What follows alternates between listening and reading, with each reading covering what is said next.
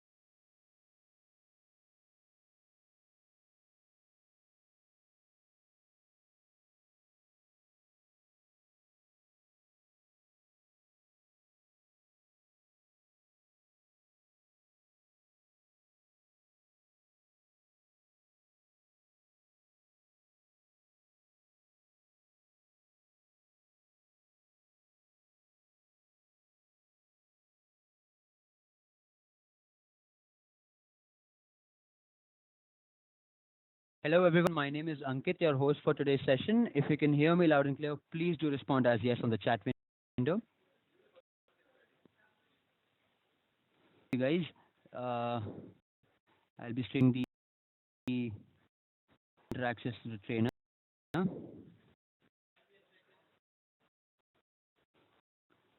Hi Shubham. Hi, Ankit. Am I audible to you? Yes, Shubham, loud and clear.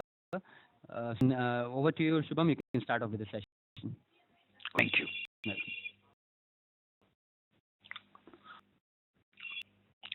Uh, a very good evening to everybody. Hi, Prasanna and everybody. Uh, let's start today's session. Just give a sec.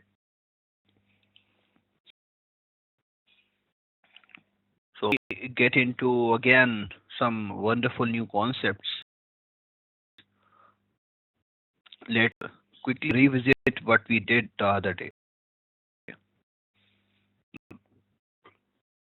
So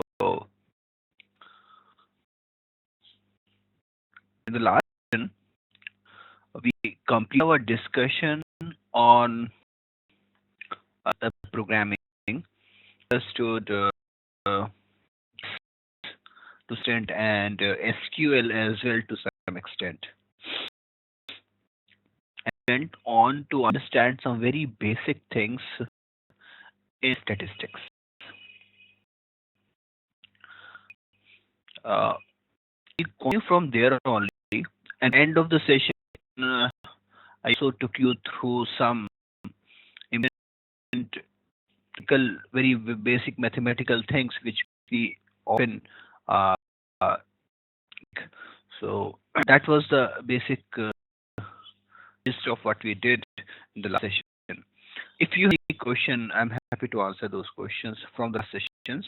Otherwise, I will move for the new concepts. Let me know if you have any question.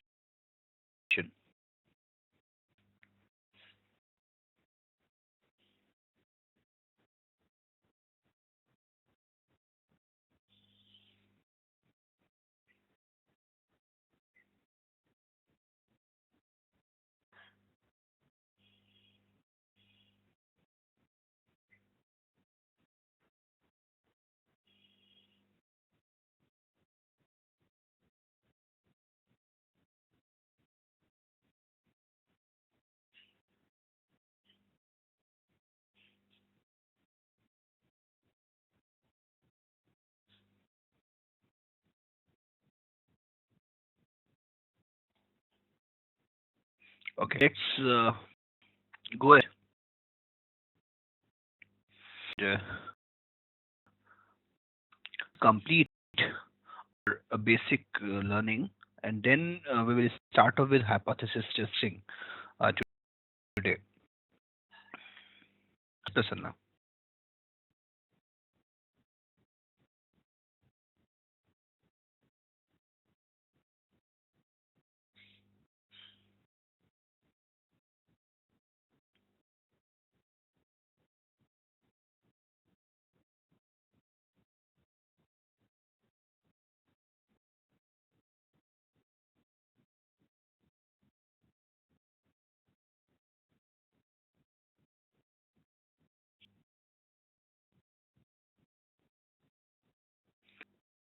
I did text to use input function to change character to numeric.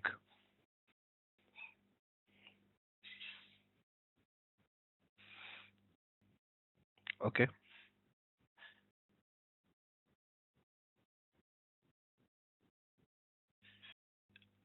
My screen.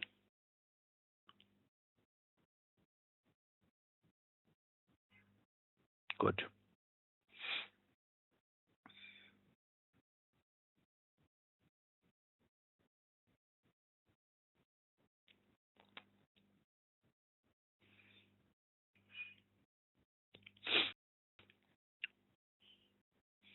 Pick up some data set. So what Prasad is asking, let me tell you, we discussed this thing in the last class that when you import data into SAS environment, sometimes what happens, numeric values get imported converted as character values. So that actually creates a problem. Go for applying some numeric functions, sums and all, it creates problem. So you first of all would require to convert those numeric variables into those character variables into numeric variables before you can apply those functions. What about only importing the files? Uh, get those kind of files which gives you the new values as character values. So you know this function. So I suggested you the other day that I have two functions, in and put function. Input function is used character values to numeric values, and put function does just the other way around. It is to convert put function to convert numeric values into character values.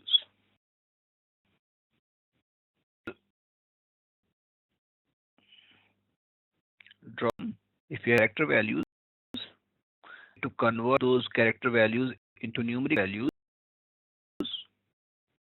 use input function.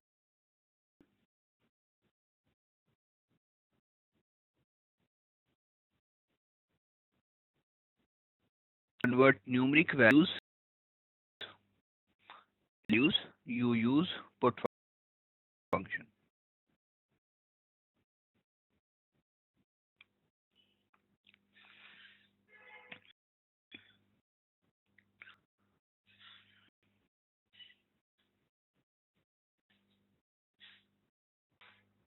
So I'll give you the example.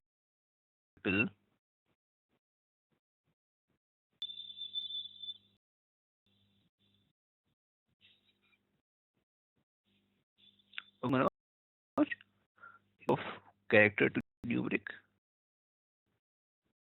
That is you here.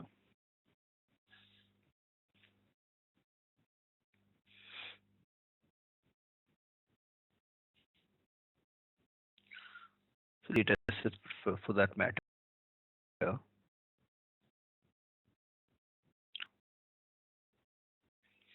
variable into character and then we'll convert it back to numeric. This library help dot create a new variable altogether, say a numeric variable. I'll convert it into character, put, and then for the prop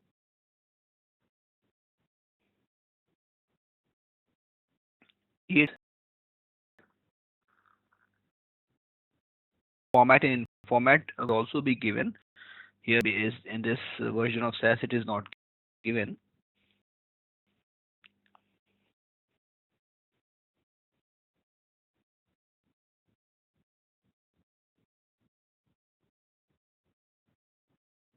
Then dot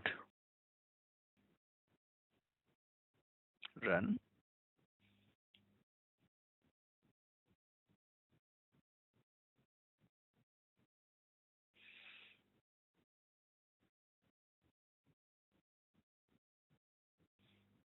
Now is a variable being created, but the alignment of this variable is different. Now left aligned rather than aligned. So the alignment of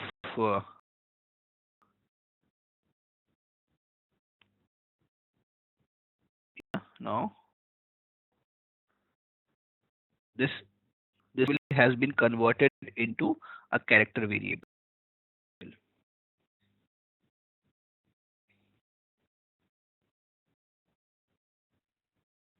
Okay. Yunoj and Prasanna, put show you input function.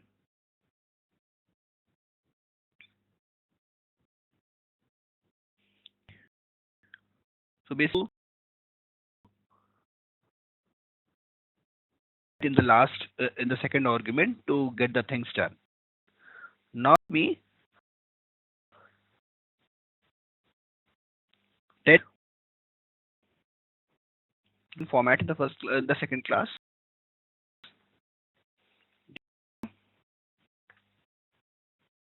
A1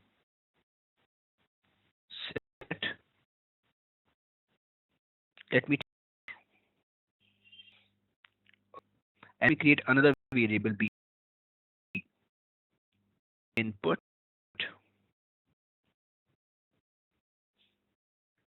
Now I need word a to numeric. In format will 10 dot.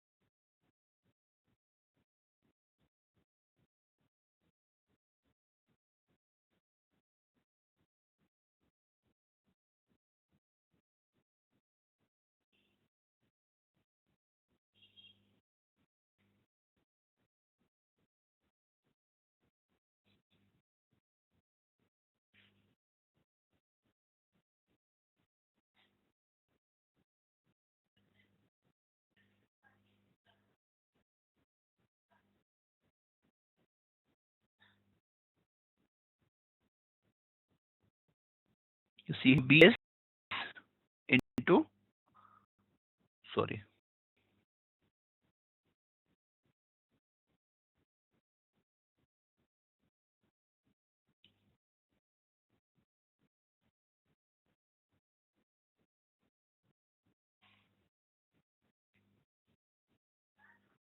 Uh, collapsing.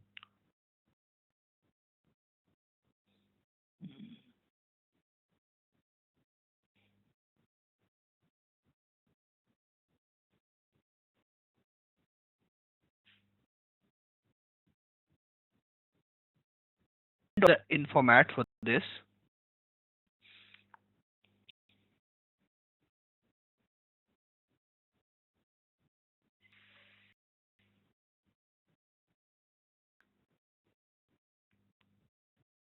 You would see this in the properties. Here not mentioned in the properties.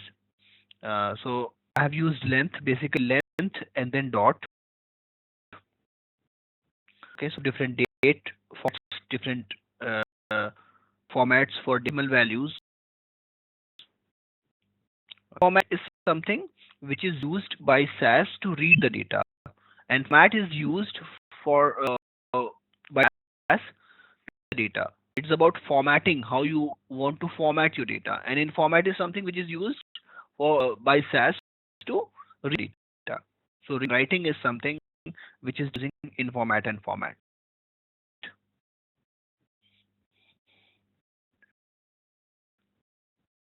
Any problem with this?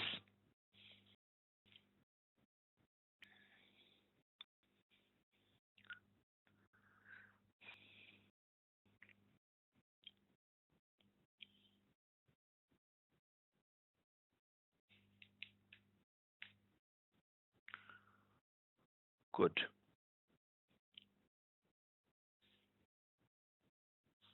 Yes, Prasanna.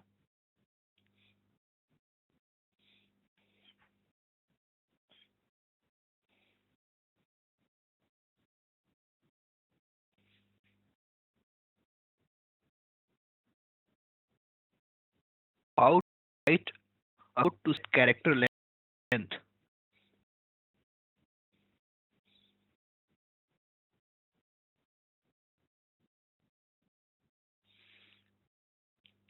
Very easily find on Google. You only need to type a line. It will directly give you these all things. So it is very simple. Length, then variable. Suppose it, and if you want to set, say, 12, you will 12. Okay. So this is the format. This is the syntax. You can define of the variable, making you any other, anybody.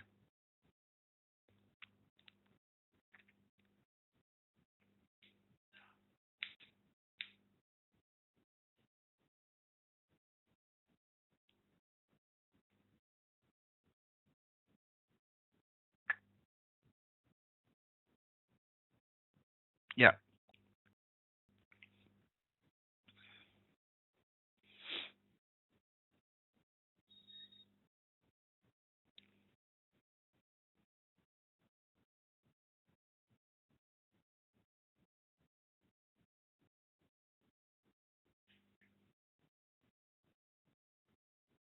No. Not a problem can be solved using SQL. If for statistical analysis, it will not help you cause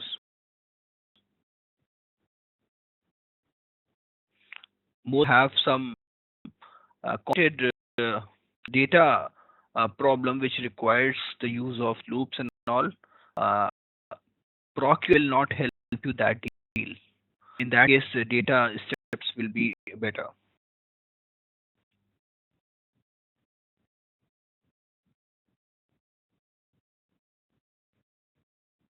Syntax to download data directly from then and import that.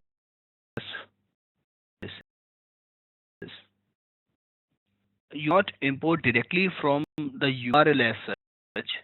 Uh, it depends what data source you are referring to. If you want to download, say, something from the Twitter feed, okay, or Facebook feeds, you need to generate the Facebook API, and you need to use that API to get the data from there.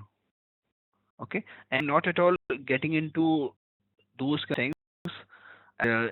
Let me be very clear. These classes are data science using SAS. So we have very optimized focus on programming part. Okay, and as an analyst, you would not require a lot of this kind of stuff. Suppose you need to get some data from Facebook, your admin would be helping you to get that data from Facebook using API. Who are into data management part. So, but it is very easy. I have done that multi times. So you can do that. Okay. So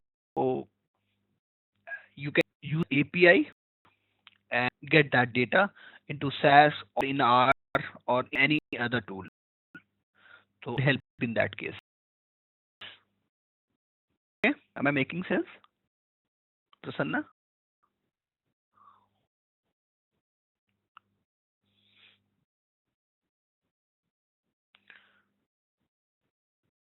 Any question? Because focus should be more on statistical part. Okay, because these things again have no end. So optimized classes, we have kept some very important things as a part of programming, and for statistics as well, we have kept some important techniques which are used industry-wise, and to make you very much a ready professional in these few classes. So that is the option. Okay, let's go ahead.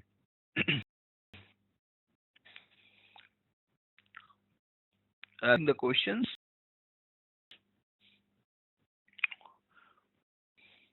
Study more dots, more questions. Okay, so let's come to the basic and then discuss about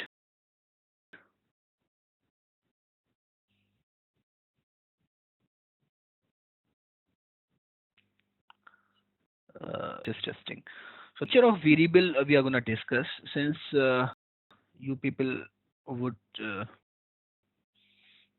all terminologies everywhere, different kind of books, and people use these jargons a lot. So you need to learn what the variable types are. So first one is nominal variable. Many of might have learned all types of variables somewhere in the past. Nominal variables, ordinal variables, interval variables, and ratio variables. So we talk about nominal variable. These variables are only for the namesake. They don't present any measure as such. So I'll give examples. Suppose you are going a mess. Okay.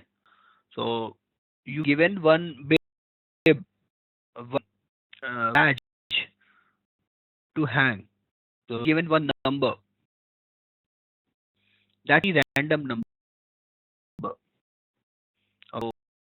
So that is to identify you. That number is nominal variable. You add up two numbers, that will not give you any output, or will multiply, or if you'll do any kind of mathematical manipulation with the numbers, not give you sensible, but those numbers uh, variable is used to identify any object. Okay, so it's the namesake.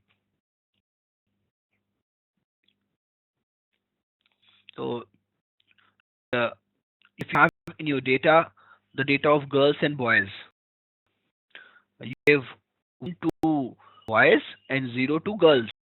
So you have the values 1 and 0. Now add 1 and 0, or if you'll do any mathematical manipulation with these numbers, that will not make any sense. But yes, they have their own importance.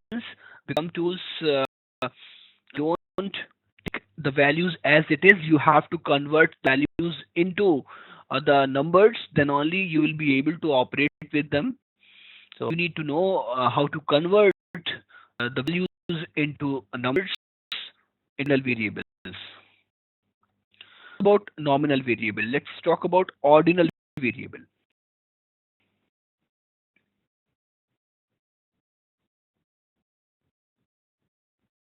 Session is 4 hours and we started at 7:30.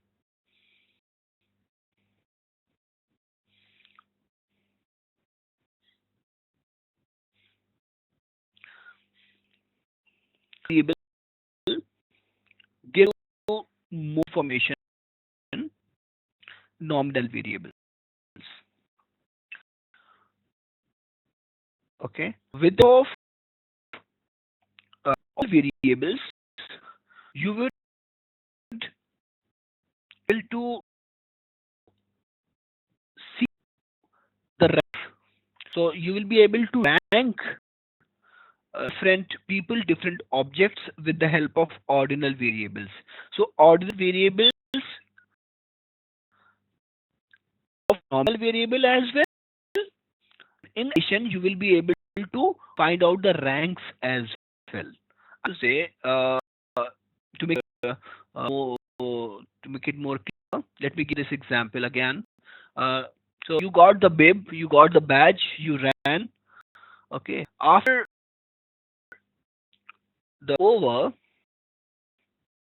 the distribution, okay, somebody who will be given first prize, there'll be somebody who will be given second prize, and there'll be somebody who will be given third prize. So now 1, 2, and 3, again they are representing some people, some objects, but representing people or object who these which is containing these numbers, this variable is also telling you that one stands the best. One, the person who got rank 1, that person completed the race the fastest. So that you can figure out from variables.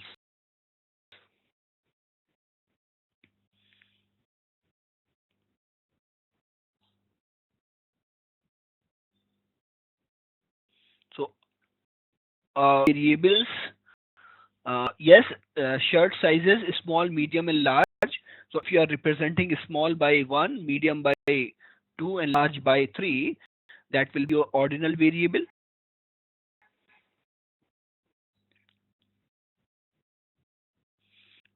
Interval variables,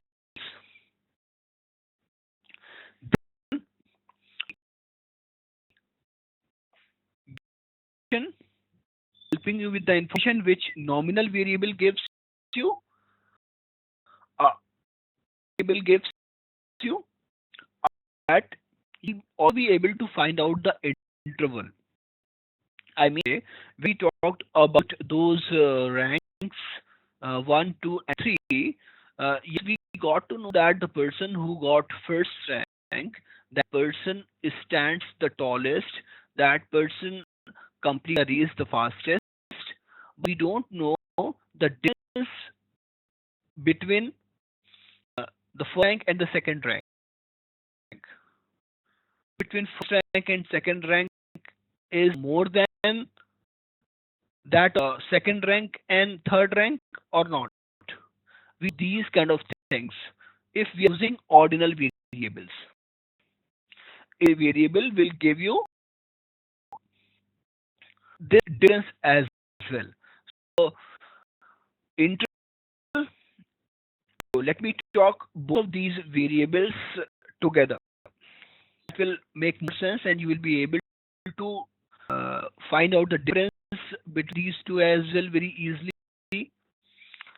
So, in variables,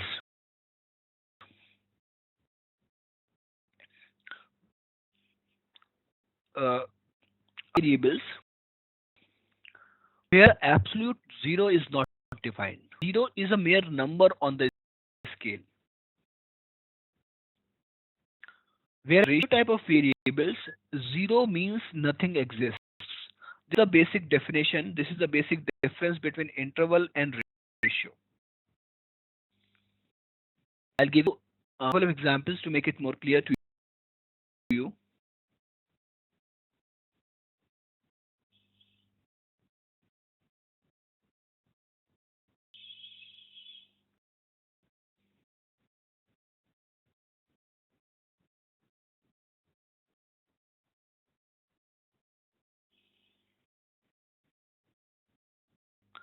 Talk about a grading system. Now you're talking about grading system. Let's take that example only. Suppose are discuss marks of the students. 0. What does that mean? It means the student does not know anything in that particular paper. That is you will imply from that number 0. The parent who appeared for the exam, he did not know anything in the paper, in that exam sheet. He could not attempt any question. Okay.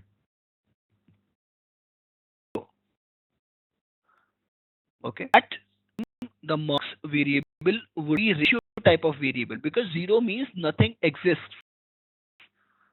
Okay. But talk about negative marking. Okay. Negative marking. So somebody is scoring 0 does mean that does not know anything.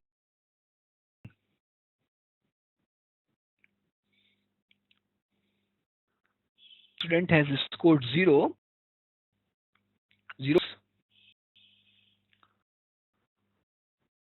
There is a negative marking. The marking scheme is there. What does 0 means?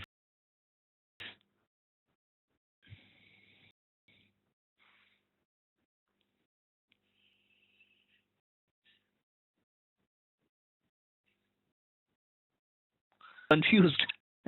Okay. Uh, he no wrong answers, positive became 0.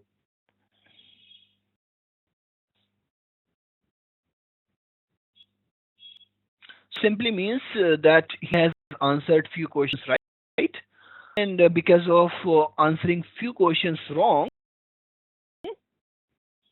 he actually, uh, uh, what he got as positive, and finally he got 0.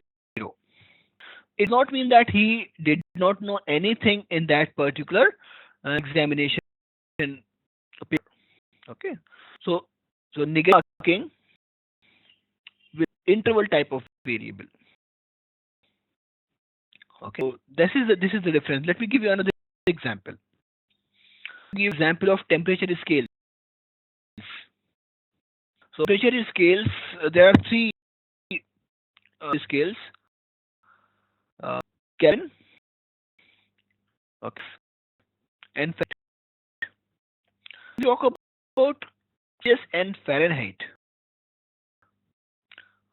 Fahrenheit scales are interval variables. So when you are measuring the temperature or on Fahrenheit scale, uh, an interval type of variable in which you are storing the values. You are on Kelvin scale, the you are storing value, that variable will be ratio type of variable. Can you tell?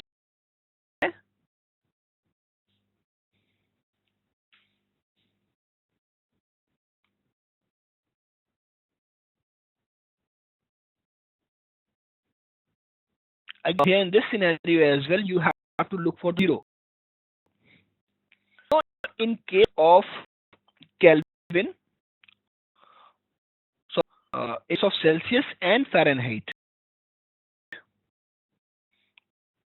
is on the scale. 0 does not mean that is 0 the lowest temperature on Earth with all Fahrenheit. But when you talk about 0 on Kelvin scale, simply nothing exists. So 0 degree Kelvin is the lowest temperature possible. Okay, exists at temperature. Temperature possible. That is how you go about defining these type of variables. Any question, any confusion?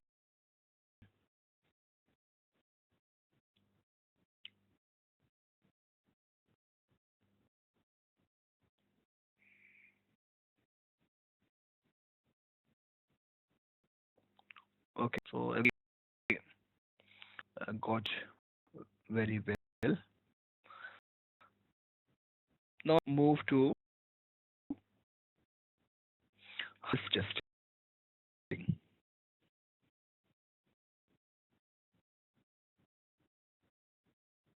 My degree versus -3 degree Kelvin.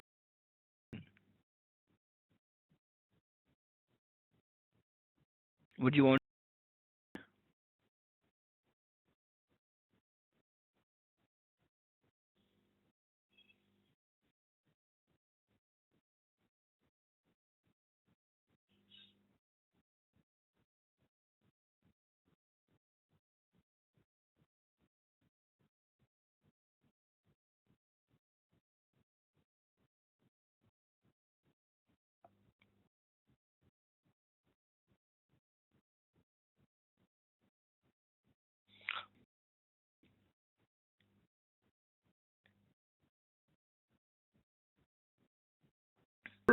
We uh, go testing. I'll quickly explain you distribution, what a normally distributed curve is all about, and then we will move to testing. do you understand about normal distribution? What is a normal distribution?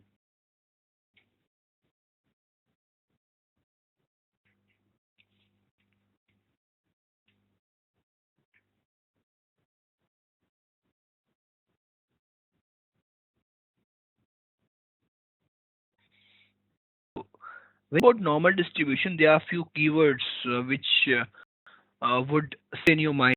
Metric curve, shaped curve. Okay, I would say that in statistics, if something is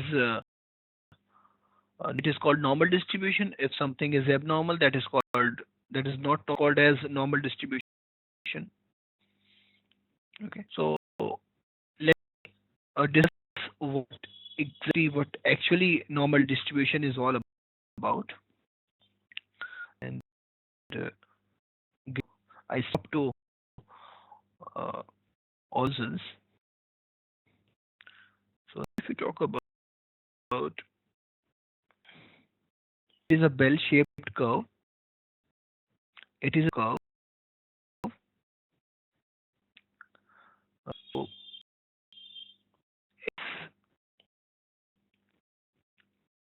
for continuous variables. So we learned what continuous variables are in the last class. So normal distribution is the distribution for continuous variables. So if the continuous variable say height, you can normal distribution. What y-axis?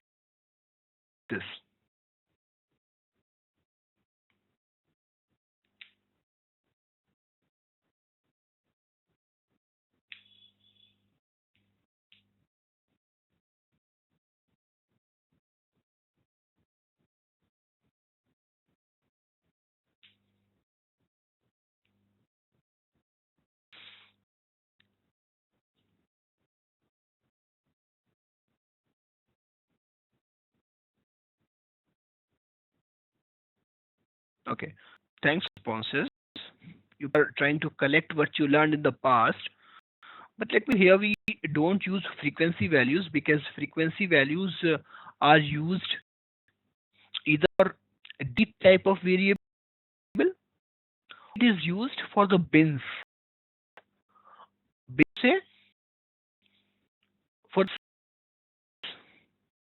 only you would be able to see the frequency. Frequency means the number of times a particular thing is appearing. Okay, it makes sense to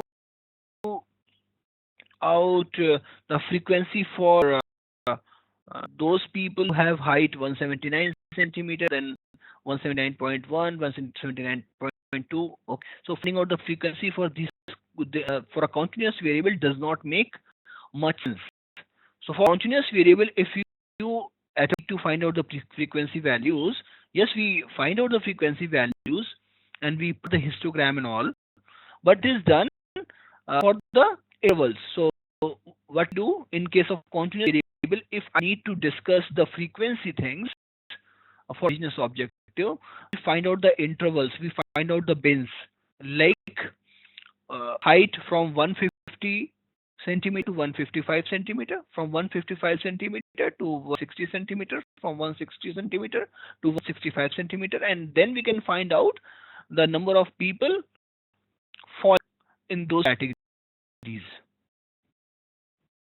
Okay, do discrete type of variable. We discussed what discrete type of variables are, how we define them. Continuous variable, for normal distribution, we have probability density function on the y-axis.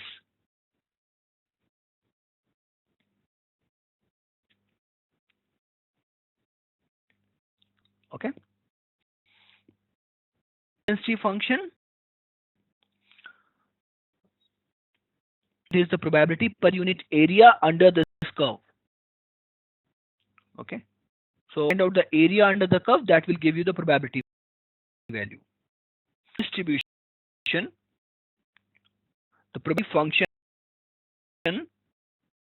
10 like this. It is defined in this way: square root of 2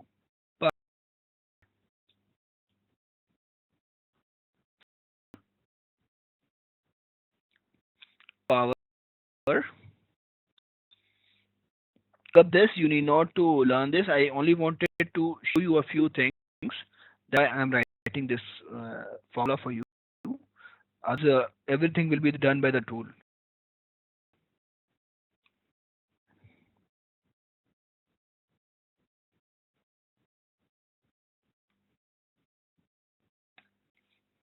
Okay. This is define a normal distribution.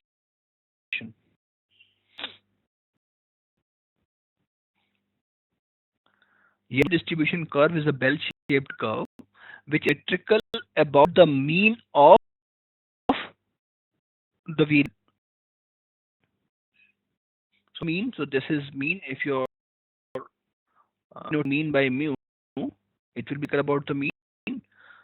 Here is 2 pi sigma. Pi is again that irrational number 3.1416 dot dot dot. Sigma here is the standard deviation. We have understood what the standard deviation does for you. E to the power minus half x minus mu by sigma is E exponential function. E is an irrational number, of which lies between okay. The mean and standard deviation is sigma. So if you look at this function, you can say that the normal distribution of any variable depends only on 2 statistical parameters, mu and sigma. Only statistical parameters are required to distribution of any variable.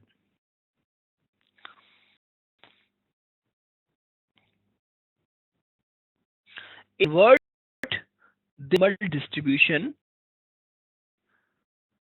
in which z mean.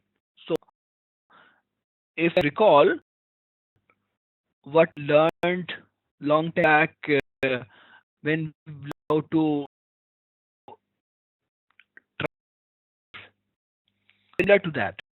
So instead of this generic function, if I want to convert this distribution into a standard normal distribution, the normal distribution is a normal function with mean equal to 0 and a deviation equal to 1.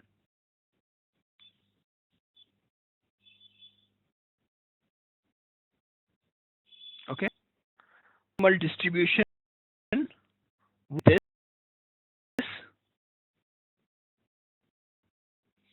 and here would be so here mu divided by sigma. So z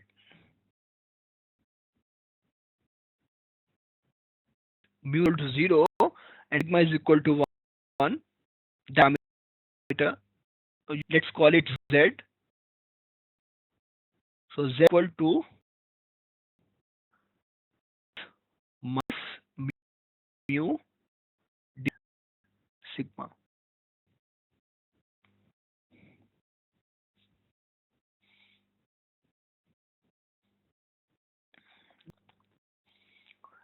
It will be used a lot. We will statistical computing in hypothesis testing. That's why I'm discussing these things. About z, z is x minus mu divided by sigma.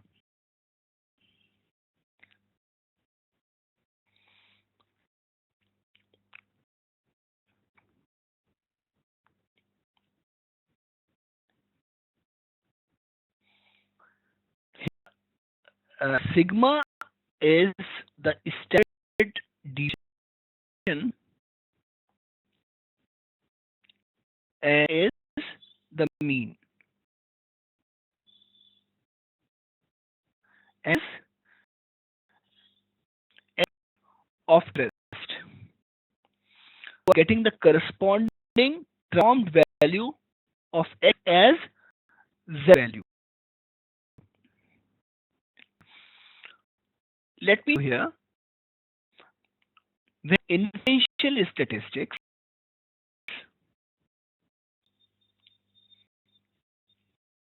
in inferential statistics, we have a sample. We fetch a sample from the population. Sample to presenting the population the best possible way. Analyze the sample and then we infer for the whole population. That is what we do in inferential statistics. Okay, we will do in hypothesis testing and all as well. So we take out a sample. From that sample we infer for the whole population. So when we go for inferential statistics and go the thing, okay.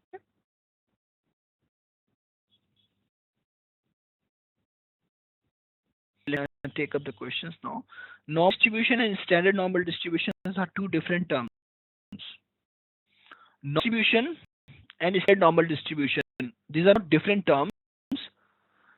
The distribution which has mean equal to 0, okay, and standard equal to 1, that normal distribution is called as standard normal distribution.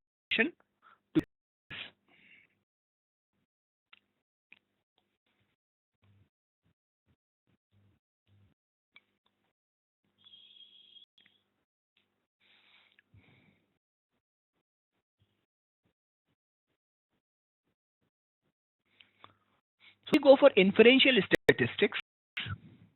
We get one sample. Okay, we sample. From that sample,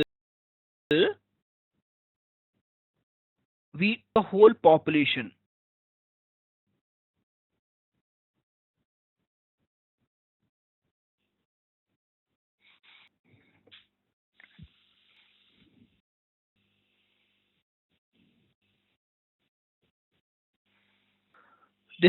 So in a sample, from that sample, you will be able to find out the sample mean. You will to find out the standard deviation. S. Okay. Then this log will take a shape. Okay. So the deviation of the population is given to you. So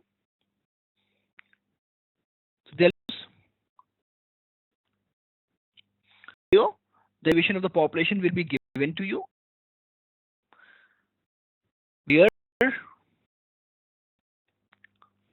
because ultimately to describe whole population, so pop parameters will be difficult to find out. So it will be a difficult scenario, but mathematically it might be possible. And sometimes what happens, you consider a similar kind of population, the past, and then you consider that. So sigma is called as population standard deviation, called as sample standard deviation. So when the population standard deviation is given to you, then use this formula: z is equal to x bar minus mu sigma divided n. They be this. Here in this case, if you would see, x bar is mentioned in x. So distribution here, which we will be trying to find out this z value, this distribution will be called as the distribution of sample means. So distribution of sample means the mean will be, and the standard deviation will be the standard deviation of the population divided by square root of n. So it's a case when population standard deviation will be given to you, and standard deviation of the sample would be given to you, which would be the case in most of the scenarios. You would use t value equal to x bar minus mu divided by root n. Formula you would require in high testing.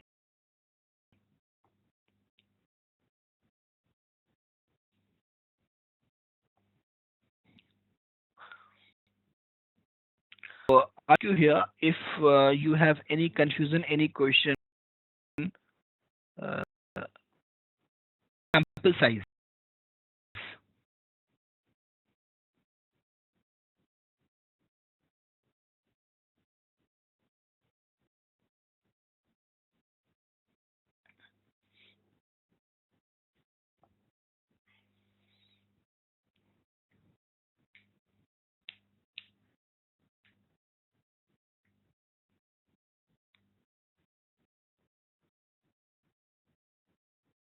Okay, everything together.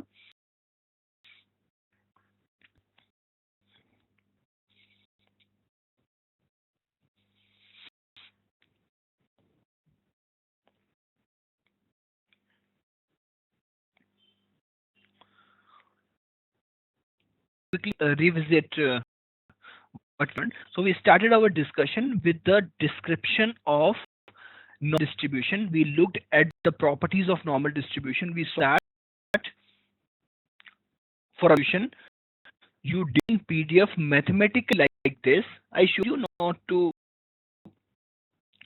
mug up the formula, need not to uh, use this formula anywhere. You would be using the tool in any case.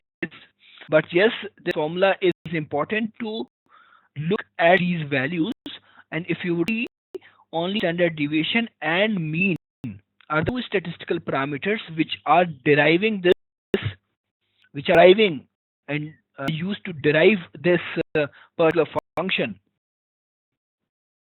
Distribution, you only need the mean and the standard deviation to define it. Okay. First, I also discussed that it is a bell-shaped curve which is a symmetric curve around its mean value. When you convert this normal distribution curve into a standard normal distribution curve, then we circle around y-axis and your x-axis would become z parameter. So you define as x minus mu divided by sigma. So that was the basic stuff we discussed about normal distribution. I believe no problem till now.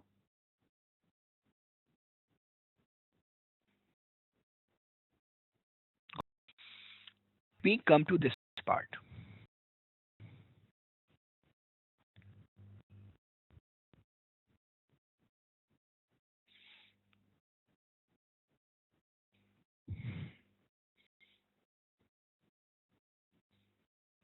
He discussed about initial statistics.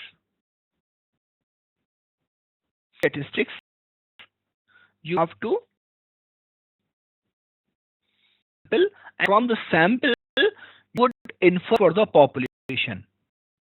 That is you would be doing. Get a sample, you can easily find out the sample mean. Okay. Two scenarios. Population standard deviation is provided. Scenario two is population standard deviation is provided.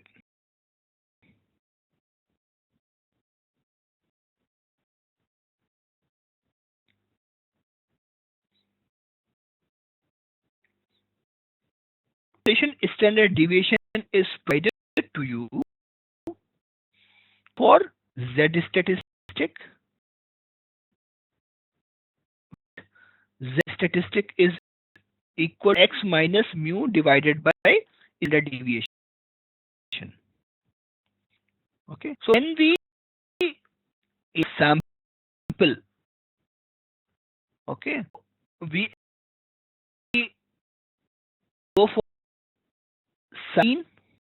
So we put x, which is sample mean, instead of x, we are putting sample mean x bar.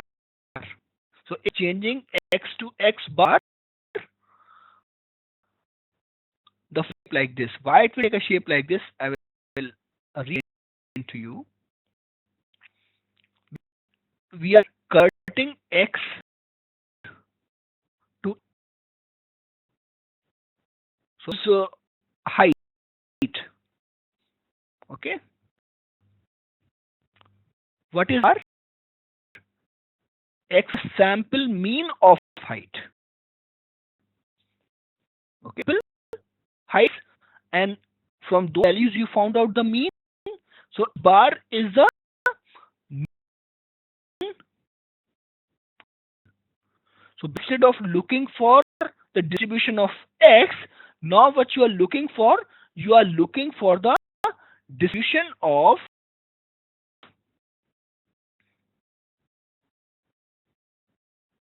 means.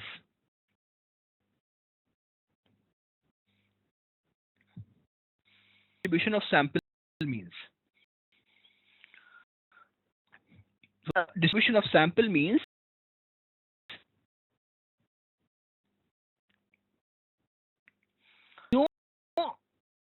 gain mu, but standard deviation changes it to standard deviation of the population divided by the square root of sample size. Is something which we get from central limit theorem. Central theorem I discuss in detail in my R classes. So we have divided the courses for SAS and R. I go into much more detail, the derivation of this and all those things. In SAS classes, we have some other topics to be discussed in detail, like I'll be discussing ARIMA here in SAS classes in detail. Okay, a few more topics which I'll be discussing in more detail in SAS classes, which I'll not be discussing in R classes. So the course is divided in such a way. So yes, I discuss central limit theorem in detail over there. So from central limit theorem, we get these values. So mu population mean and sigma is the population standard deviation. R is the sample mean. Okay. Standard deviation is not provided. If population standard deviation is not provided, you would go for sample standard deviation. In case instead of Z statistics, you will be using T statistic. X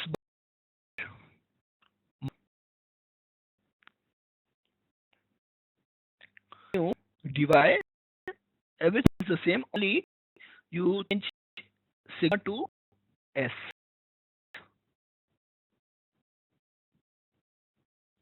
Okay. These we would be using as required. Questions? No. Population will be given to you. We are finding out the population mean. Population mean will never be provided to you. If you know about the population mean, there is no point of calculation.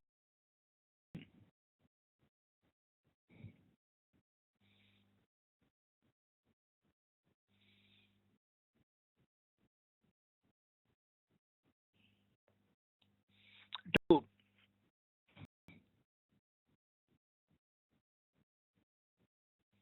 that's what I said, and we will move ahead, and then you will be able to understand the application part. Will be clear more when I will enter this application part.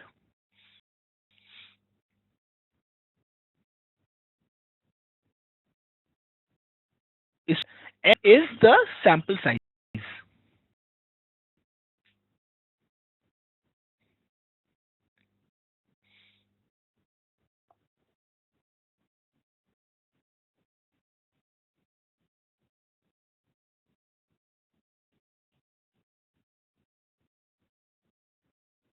S sample is standard deviation. Sigma is population standard deviation. S is sample standard deviation.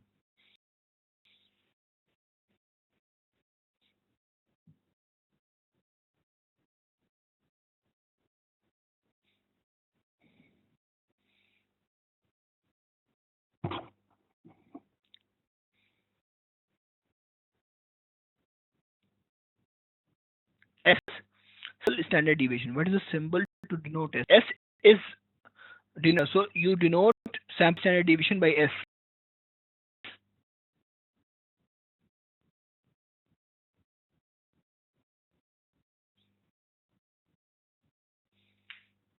N size.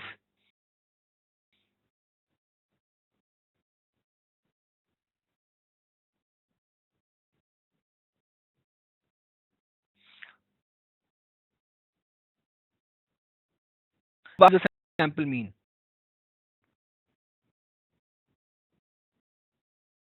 Okay, what I mean why we replace X by X bar? Let me tell you.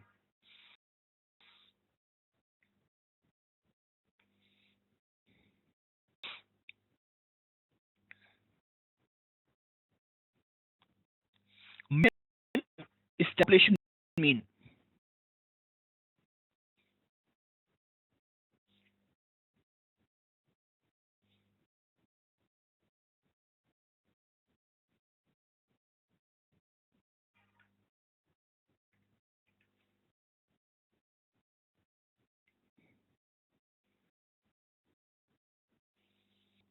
I have mentioned the things.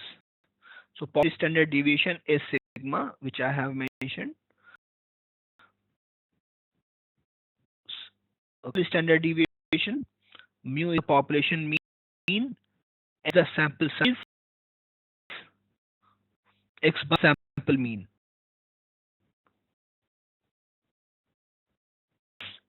N size in T formula as well as in Z formula. In both the formula, N is the sample size.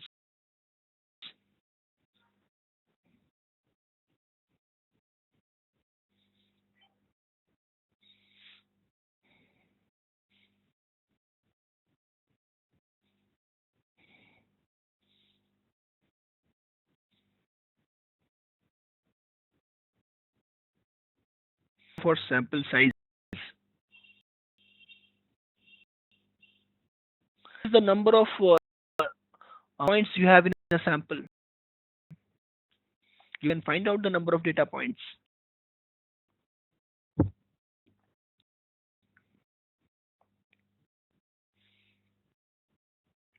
Question: why we replaced X by X bar? Why X by X bar? Let me answer that question. So what you do in inferential statistics, you get a sample, you sample and then you infer for the population. So for the population,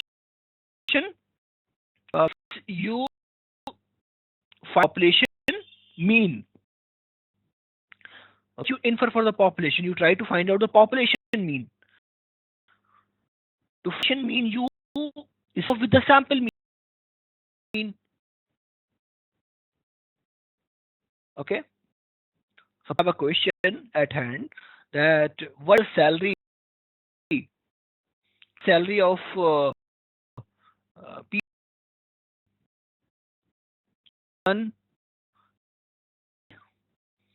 between 30 to 40. What salary? Okay. You sample. You won't reach each and everybody and ask about their salary. You will only get to some sample. That will way out. You find some sample. From the sample, you will get this. You will get the salary values. You will free from that sample, and that sample mean you will do infer the whole population. You will population mean. That is how you go about. So the formula helps you in that way.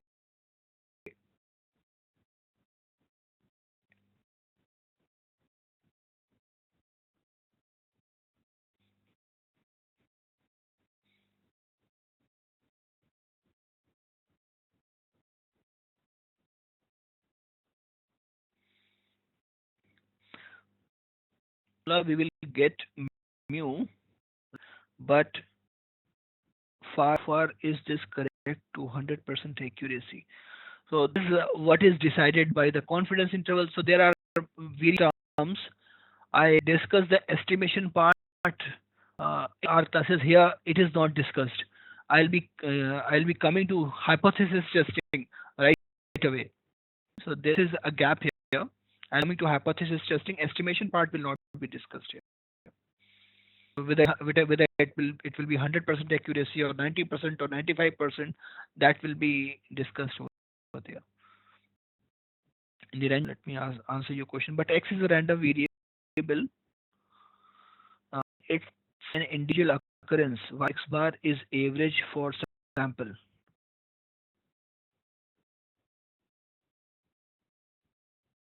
And mean.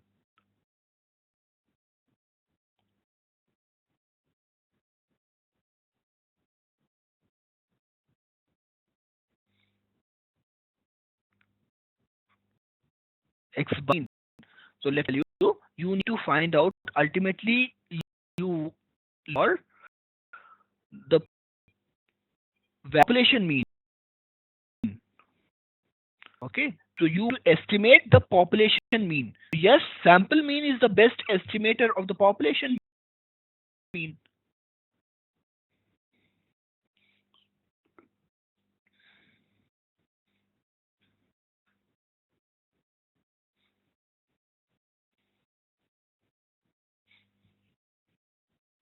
Okay, you find out to estimate the population mean. That's how you go about. Oh, I will the formula at least. Now let's do. And then we'll be using these formulae.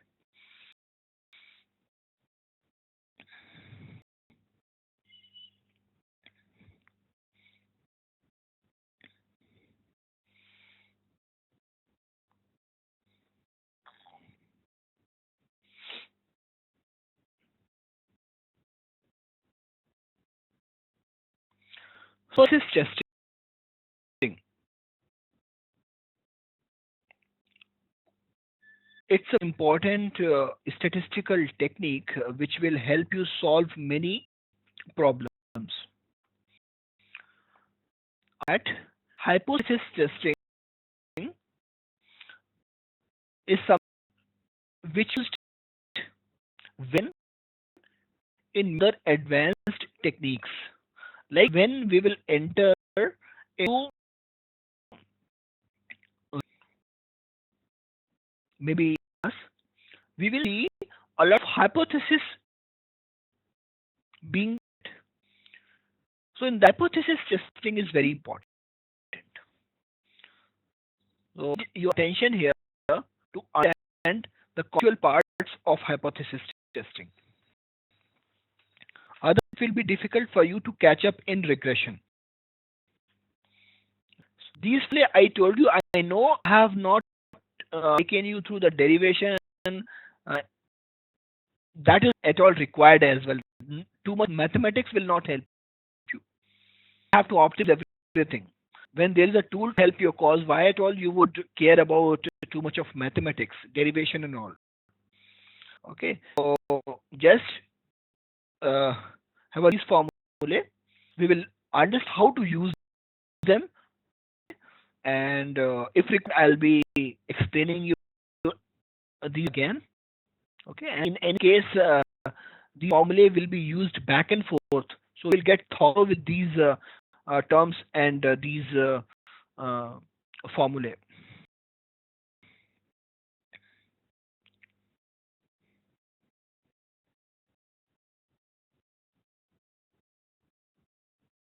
macros will be covered.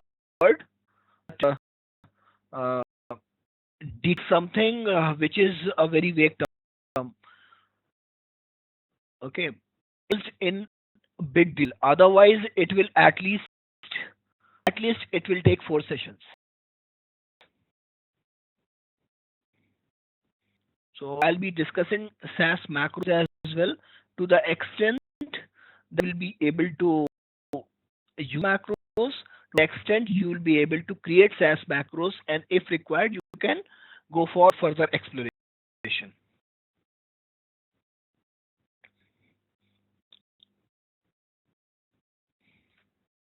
Not detail. It will be discussed in some degrees of detail.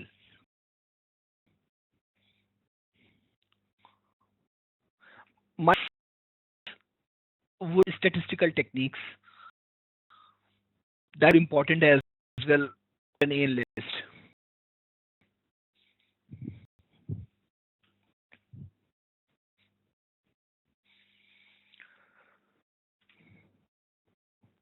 So this is testing. I start with what a hypothesis before we go hypothesis testing. Okay, hypothesis. Let's discussion and try to understand what this is all about. Then I'll be examples,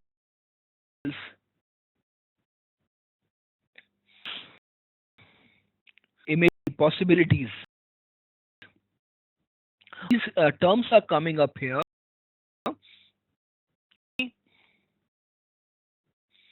About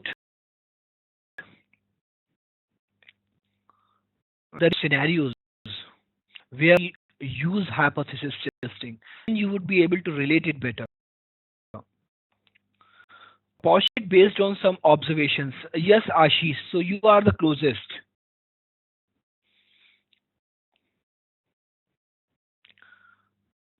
An idea or possibility to test. Yeah, so very close. Yes, it is a kind of postulate based on some observation. So what time you go for some analysis? Okay, uh, you with some uh, do financial calculations, some mathematical calculations. Okay, and you use some of your experience as well, and then you come up with some number. A scenario. Future, nobody knows what will happen in the future, but you be you measure the uncertainty. So I must have mentioned this thing in the past as well, that we don't know whether our decision will be right or wrong. You always take a decision. Whenever you take a decision, you don't know whether your decision will be right or wrong. There may be many factors on which you don't have the control on. Okay, know what will happen in the future, but yes, that uncertainty which you have in the future, that uncertainty you can always measure so that you can go for some calculated risks. Okay? We do in hypothesis testing as well. I'll give you one example that you can weave everything together. Let me tell you, most of the people here must be thinking about these all terms. I have given you these fragments, pieces, normal distribution, then I talked about sample, then population, then I talked about Z and T value. Okay, that started off with hypothesis testing. Okay, like half an hour, I will be discussing one problem, and that problem will weave everything, that will stitch everything together. So don't worry, just some patience. It is indeed important concept, but it has high complexity level for sure.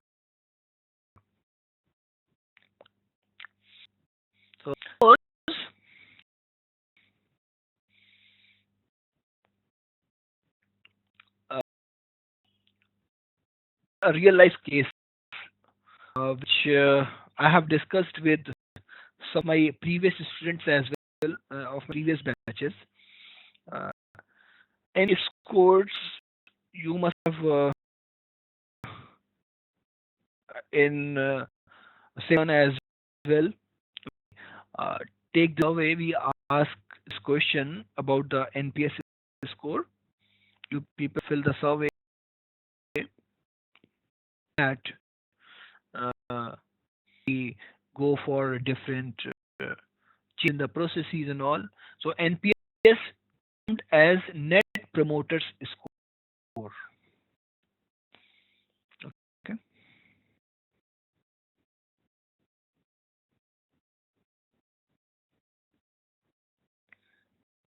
Net score.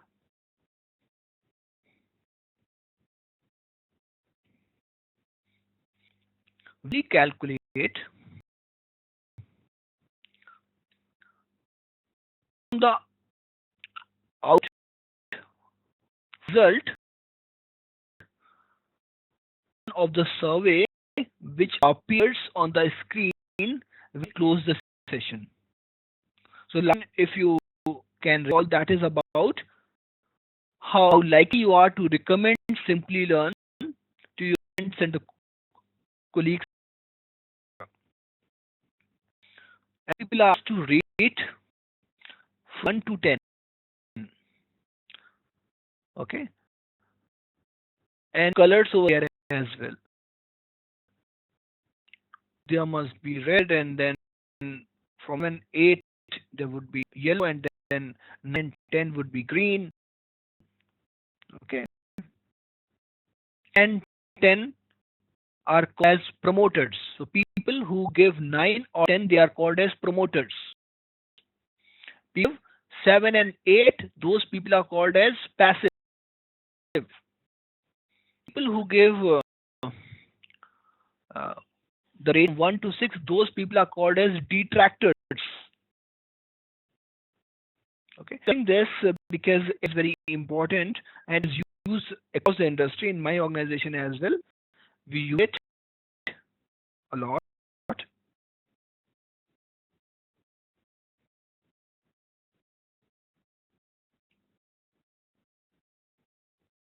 Okay, so what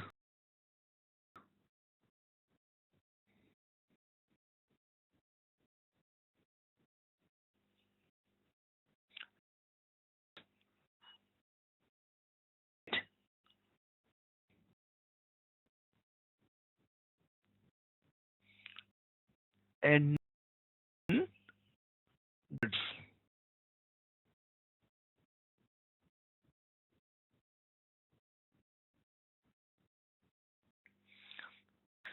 S is calculated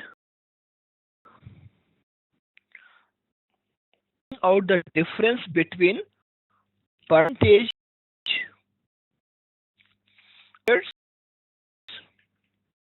minus percentage of detractors.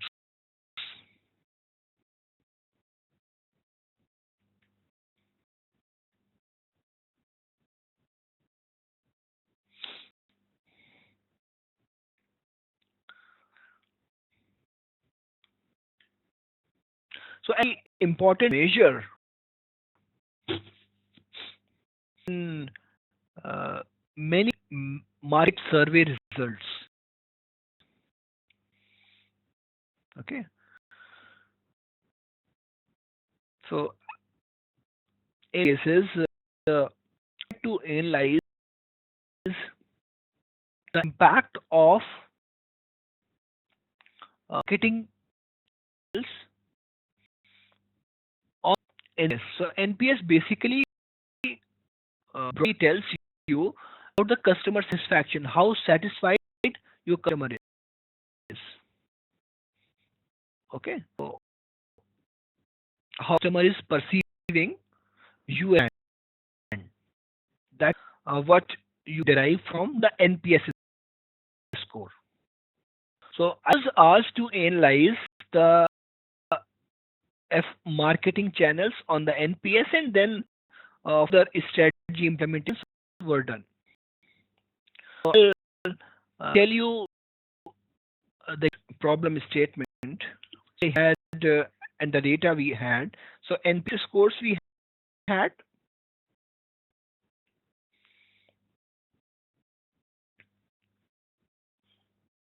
and marketing channel. In column, so we have customers or say respondents,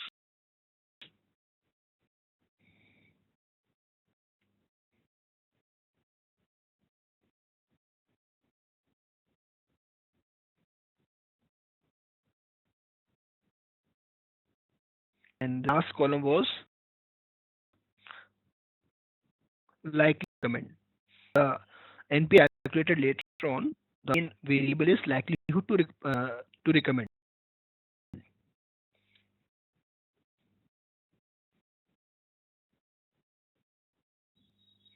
Kind of data I had. In marketing channels, let me keep it very simple. I had two marketing channels. It's a real life case, and it will be implemented very soon. The result of it will be implemented very soon. So face channel and marketing channel. Make it very simple and put two things. Uh,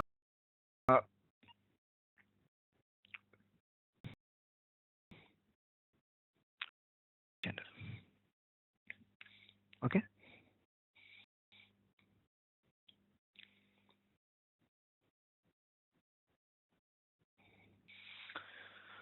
The data will be given to us, and the hypothesis which was made was the hypothesis was face to face visits a very important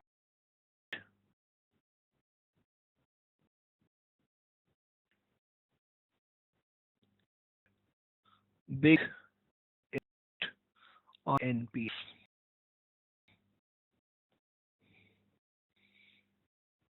Hence, we be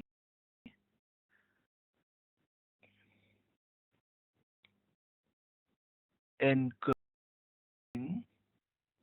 more face.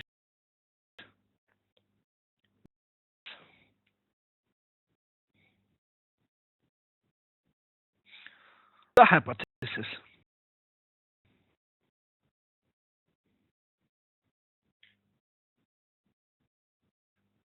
This general perception of the people that you would be visiting your customers face and listen to their problems and give them the solutions. You would address grievances. Uh, that will be a way, and that will actually increase your NPS. That will level increase. That was it. Everybody knew that we would get uh, hypothesis as true, very obvious kind of thing. Okay, but the result came out to be very different from what hypothesis was. From the result, I did that NPS scores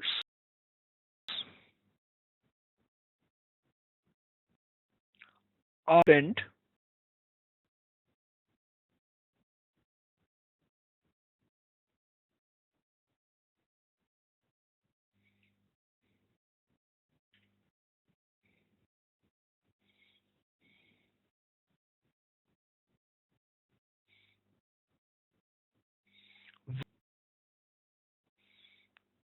you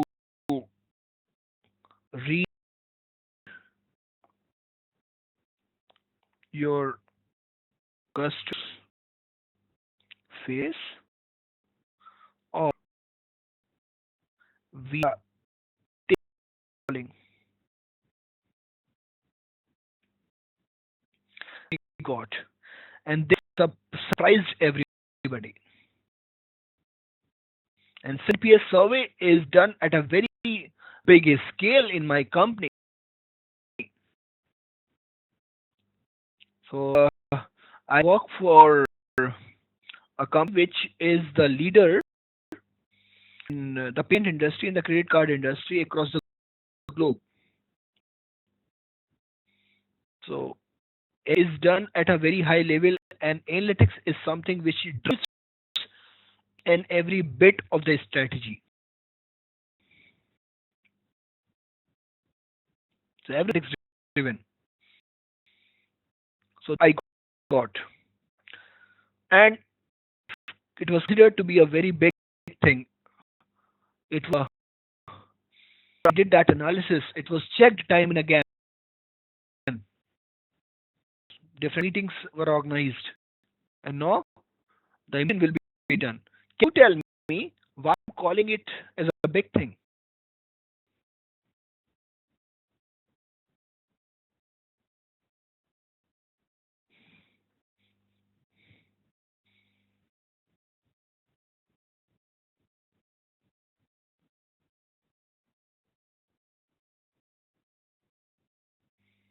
Yeah, wrong, but why big?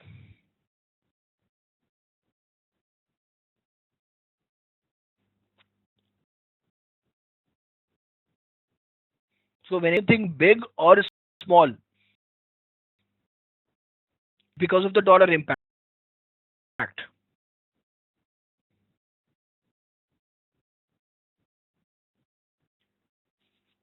Yes, sir. Now you are getting the right points.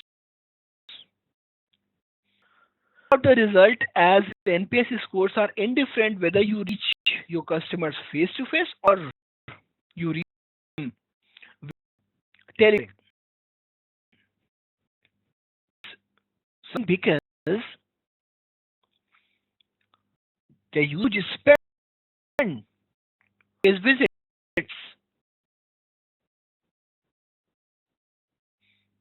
Customers in person, meet in person would cost money.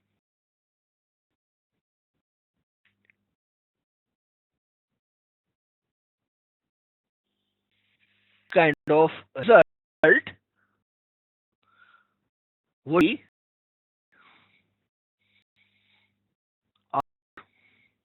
be in the processes. So big jigging.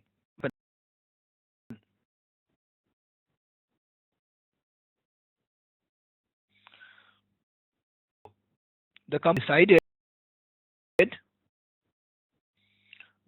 cut on its cost as the cost face visits are concerned. Cost on face visits would be optimized and used for the predictions of A lists.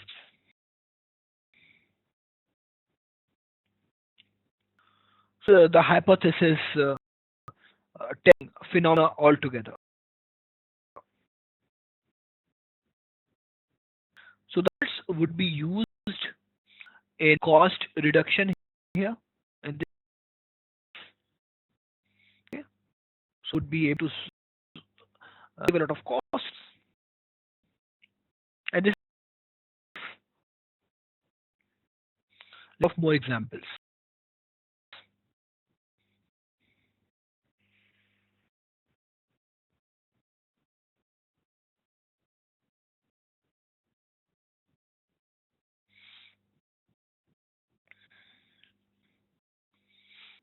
I'll pick up the questions now.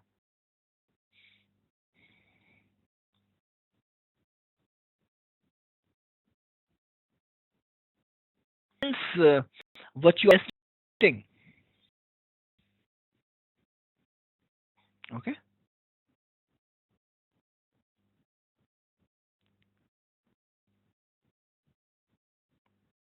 And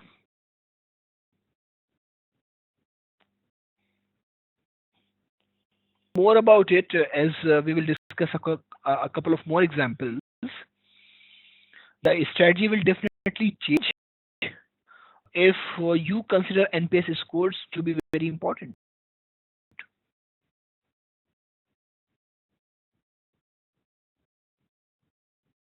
See your XLS file so far. Yeah.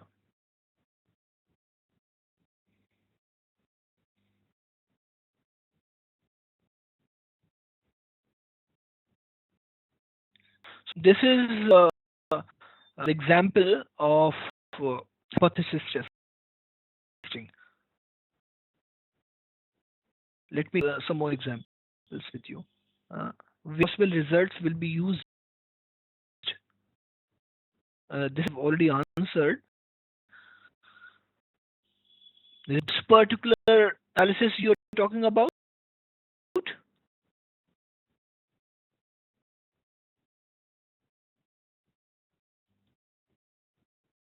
Uh, uh,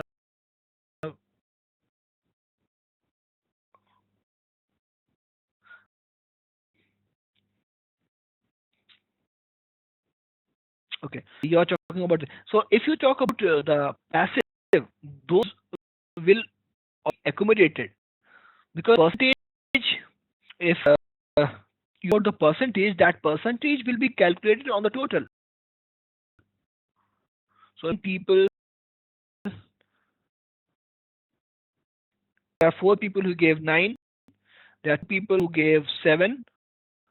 There are you know gave 6 people who gave 9 or 10. 3, 4 divided by 11 people and 5 divided by 2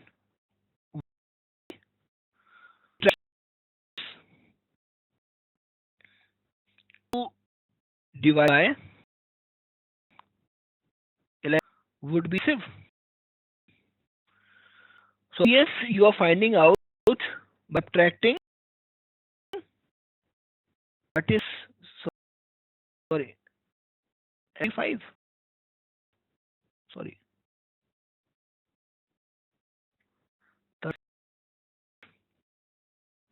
minus. So 9 would be your N.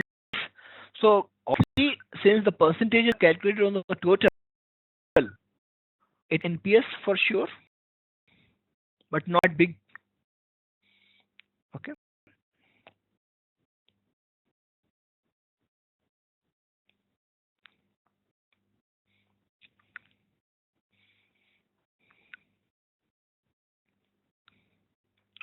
Okay. Question. So now you have understood how we test different kind of hypotheses.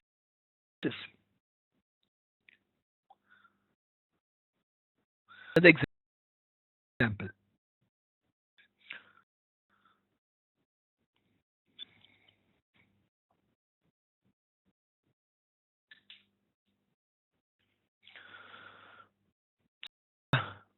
Give you previous results and from your experience,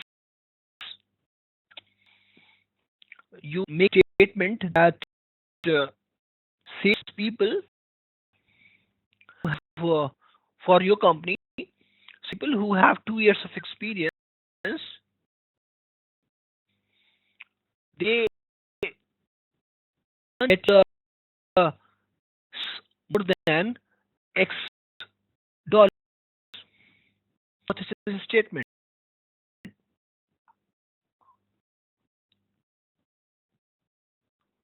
Okay. And for the sample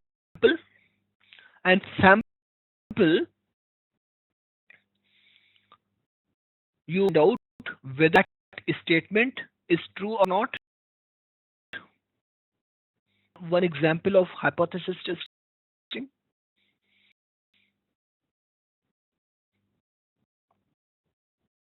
Okay, I can give you. Suppose you want to set up a retail store. You set up a brick and mortar retail store somewhere, and you want to be sure about different aspects of strategies, and one aspect is the number of visitors, the most important aspect. Okay, so you want to make a statement that the visitors would be 5,000 per day, and got that number 5. If you set up a store, you would definitely go from analysis. You would like to see when you would start making profits. Okay, calculations, for financial calculations, you to understand that you should at least have 5,000 visitors per day. Then you'll be successful. So to test is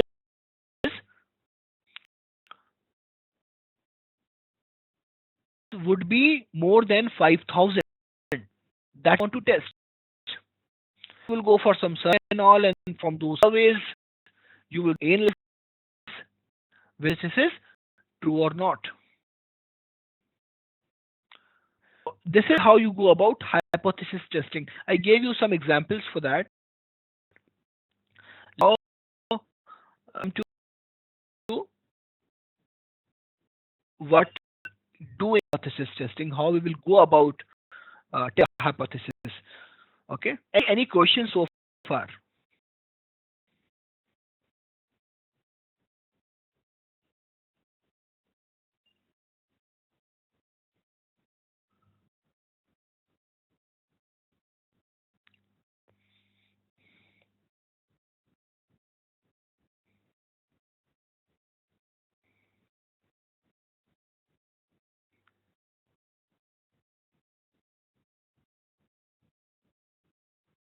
Okay.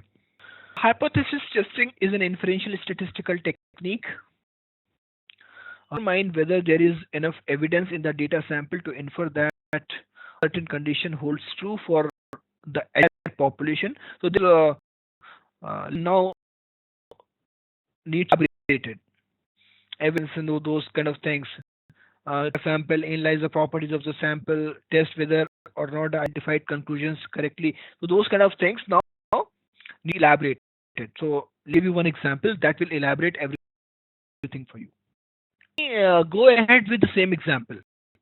So you want to open a retail store. Have this in your mind that if you don't have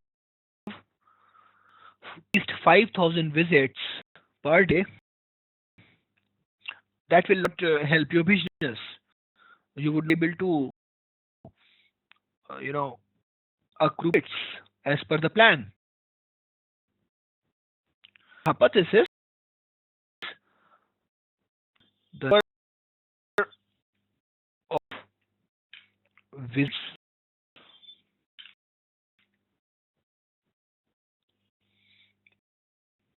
are 10,000. This hypothesis you want to take. Now, English. Okay, it's kind of a bit vague for mathematician. Mathematicians want it to be done in a very way. Hypothesis is stated in a very specific way. To make a hypothesis statement, you very explicit. Yes, officer. You need to statement in two lines. Line is called as null hypothesis. Second line is called as alternate hypothesis. Most of you must have heard about these two, but let's forget what you learned in the past. Let's learn and build your concepts. It is very important. People cut this because they don't know what they're putting in null and what they should be putting in alternate and what these two are all about. Then they make the mistake at the very outset and finally arrive at some wrong conclusions and keep getting themselves confused. Let's be very focused on these concepts. So this statement is specified in two lines. First line is null hypothesis and second line is alternate hypothesis. Remember, in null hypothesis we always mention the status quo.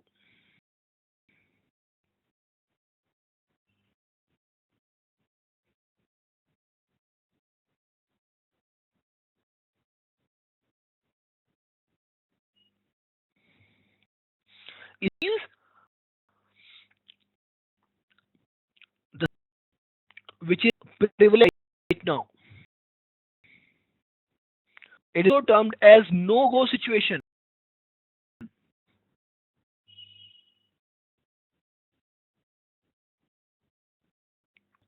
In alternate hypothesis, we always mention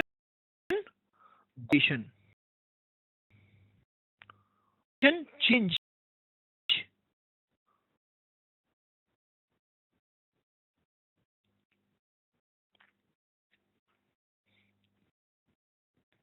So in alternate hypothesis, we always mention that condition which will make you do changes from status quo.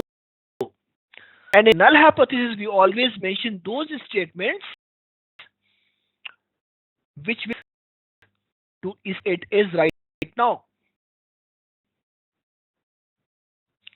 As statements together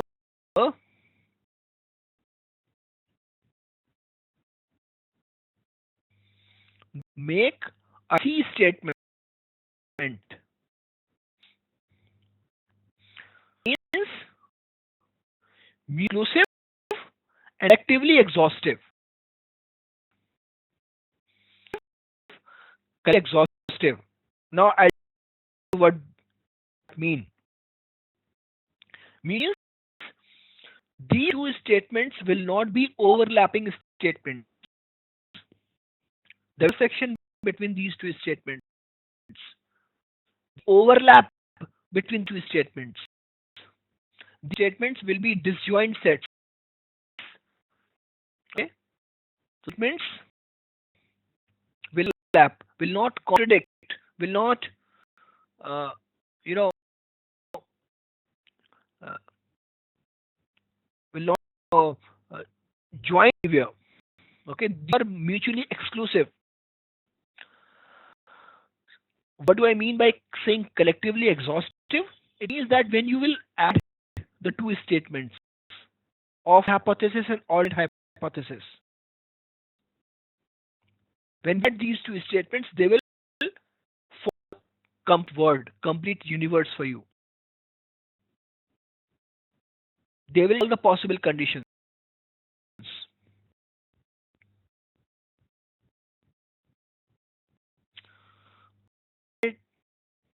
No go. So when you will make a decision to either reject or accept your hypothesis, okay. So reject the hypothesis or you will accept the hypothesis, you're making some decision. That decision can two ways. That decision can be to remove that no-go condition. Decision can be to change go condition. Things are possible in the world. Go. You can stand still. Two those have been covered in these two statements.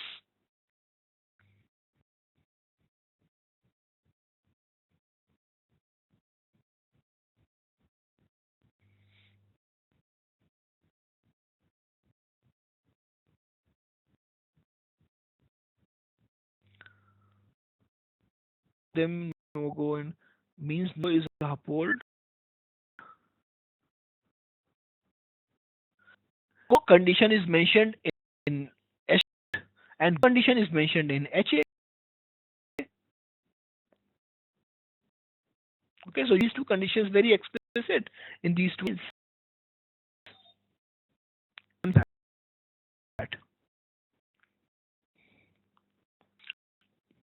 Let me write one hypothesis, then it might clarify the doubts. So this the hits per day are more than 5,000. What a null hypothesis here? Any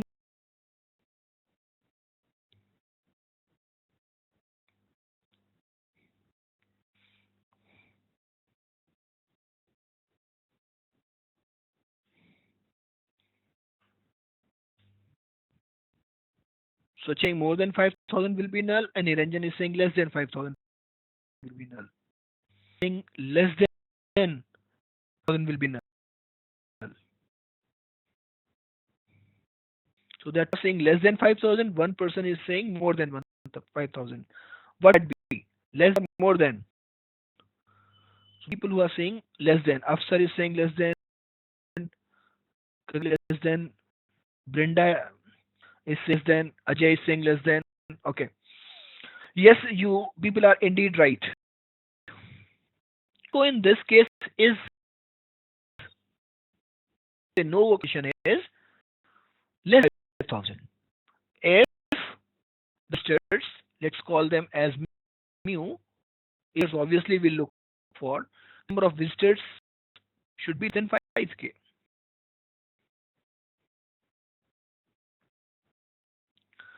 You would not go for any kind of change. You would not go for any kind of investment. You would not go for opening the retail store. You mean as it is, but a number of visitors are more than 5,000. You go for doing new. Okay, there is no overlap between these two statements, and if combine the two, they form the word. There will not be anything left. Okay, so situation must be an alternate hypothesis. No, let's not draw conclusions here. Let's draw conclusions here. Uh, hypothesis, we always mention that event which will lead us to go for some action. So here action. Hypothesis no action. In our hypothesis action. Okay. So your hypothesis statement.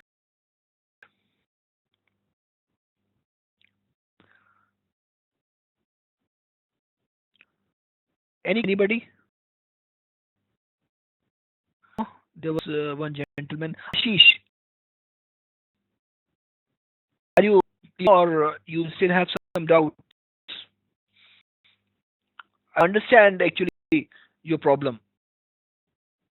Maybe okay, great. So sometimes it help you. The exam help you. Okay. One which you need to keep in your mind, it is very important. Statements are always made for the population. Statement you will always use population parameters. Or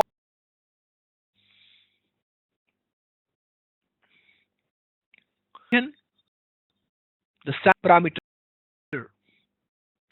statements. Okay. Test this hypothesis. You mentioned hypothesis statement specifying these two lines. These two exclusive and collectively exhaustive lines. This is a term. Mutually exclusive and collectively it's positive.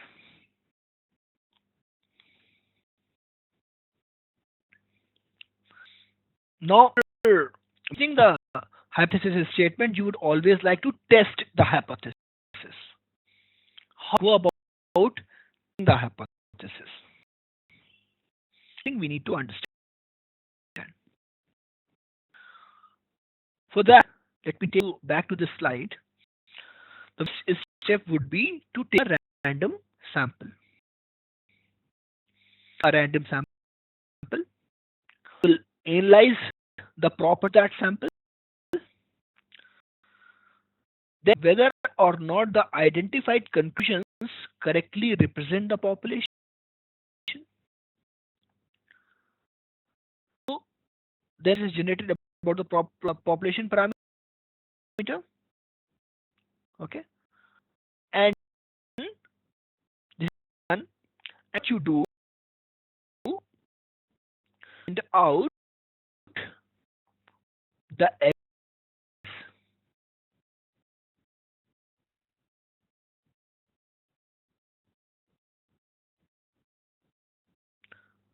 hypothesis. Okay. Now elaborate on this. What do you mean by finding out the evidence to test the hypothesis? Again, a very vague statement, very micro level statement. Let me break it into the pieces. You want a decision about creating that store, like to test this hypothesis. Okay. Okay. To be precise, to make a decision whether to go or not, you would like to reject hypothesis. Here, if you want to go for the decision, you would reject the null hypothesis. Do you or not? Try to think about it. If you want to go for a decision, if you want to go for a change, you would like to reject the null hypothesis.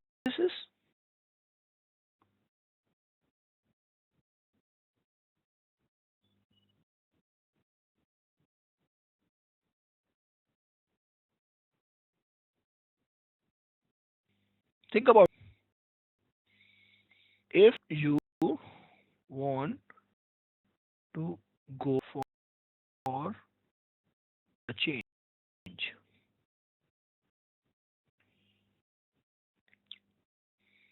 Think,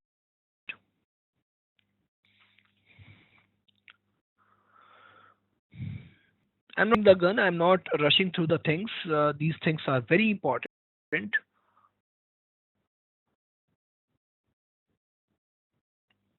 Please, if you have any reason,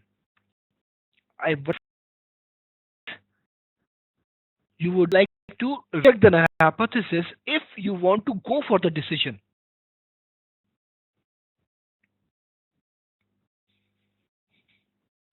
Okay. So agree with me. Any disagrees or sure about it?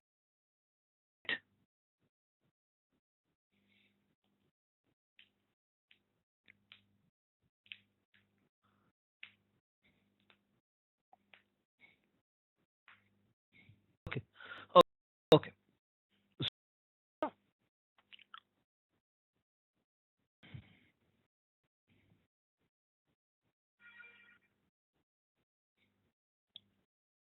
The hypothesis statement.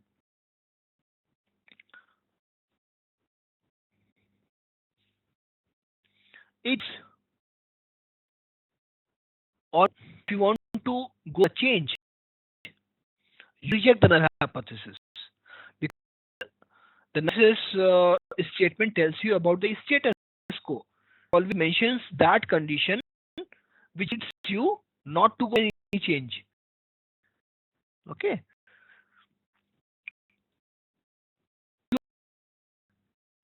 If you go for a go then you would like to accept the null hypothesis. Now, reject the null hypothesis. In other words, how would you make sure that you go ahead with the decision? First, would look at the sample.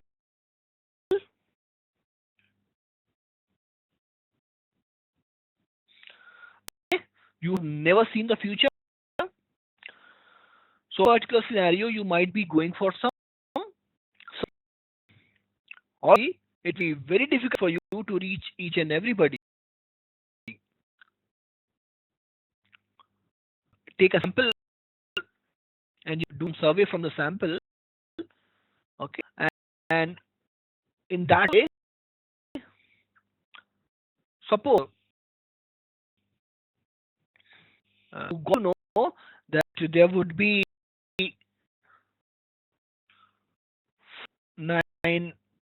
4,999 visitors. Sample you got as 4,999 visitors.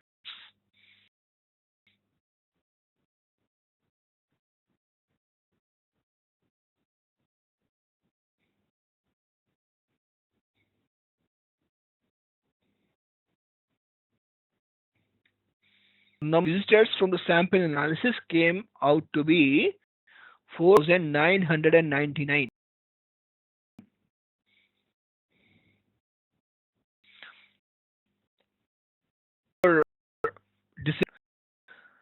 Let in the discussion.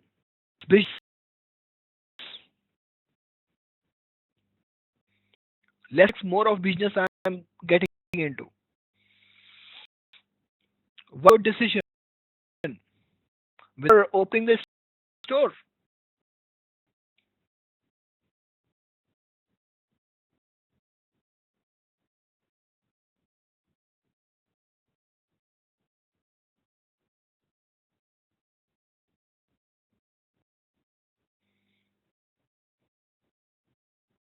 Or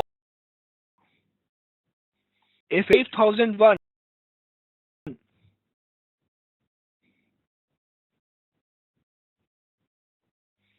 and you would go for the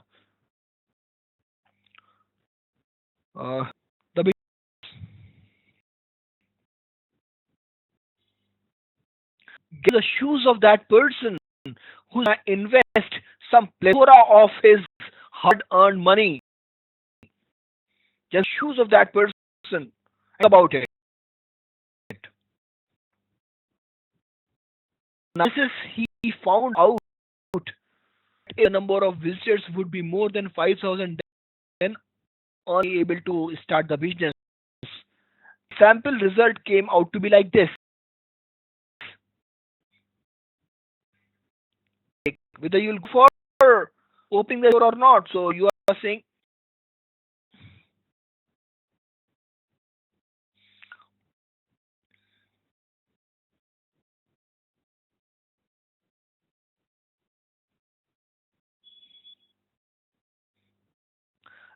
part.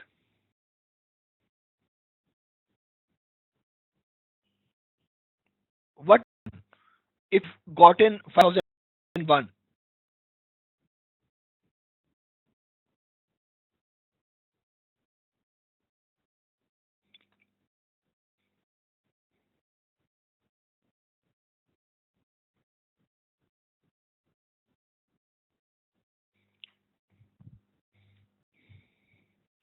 Oh, let's do one thing.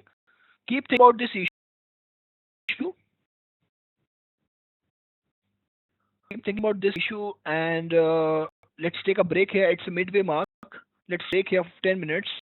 We'll be after 10 minutes. Think about it. What you have done in life scenario. Okay, yes, sort of money, and it has come out to be like this. What would okay? After 10 minutes, keep thinking about it. Some more interesting stuff is waiting for you in the later part of the session. Let's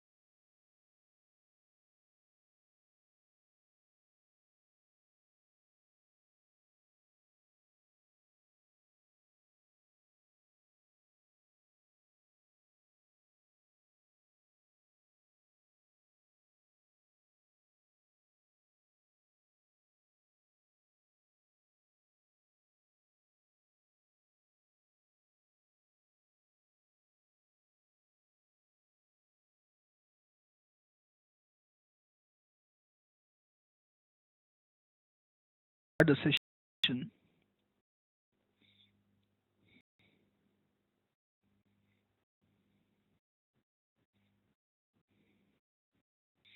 Quick response from everybody who all back.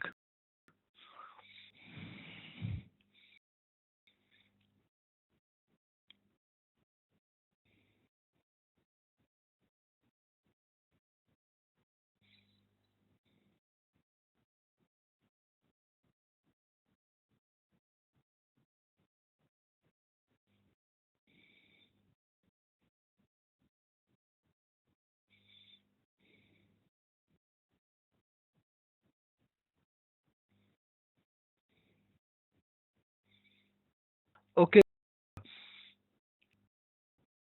you may recall team or else what I also do. I will uh, team and help your cause. Okay.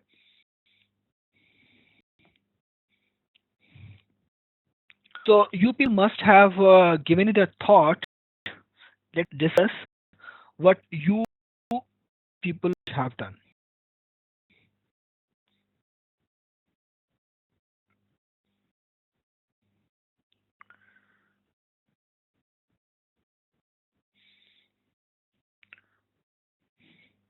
You need to download the latest version. You can also visit WebEx website and go to the support section.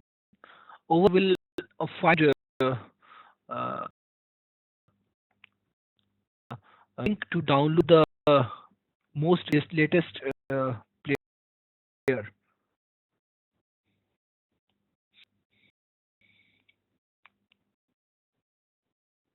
I have anything.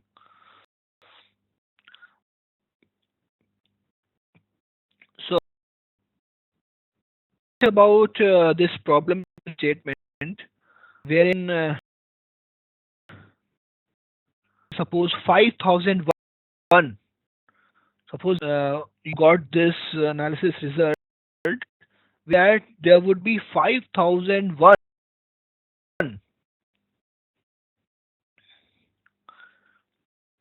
number of. Few are saying that they would go for the vision and they would start the retail store.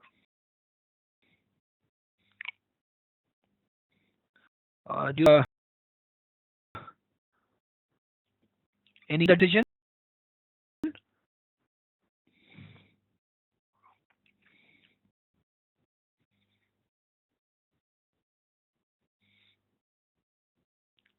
I think that they will go for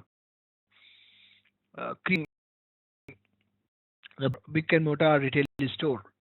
They do the courage to go for such huge investment after looking at this number. No, no, of risk go would not go. A investment. Okay. Uh, okay.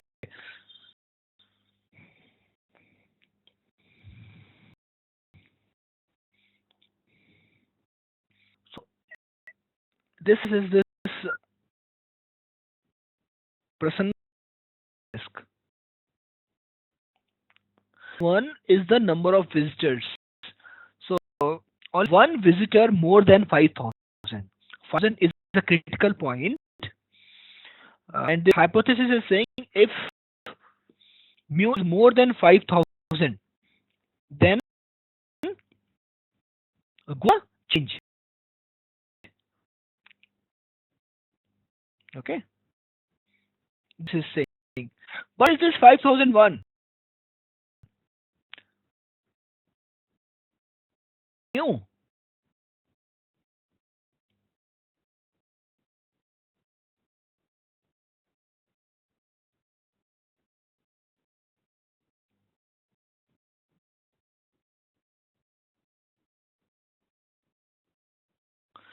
is the average number of visitors sample. So this is sample mean.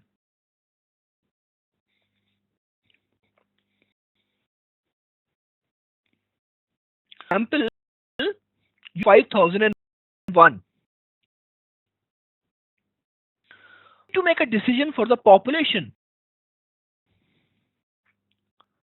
Okay, for some survey.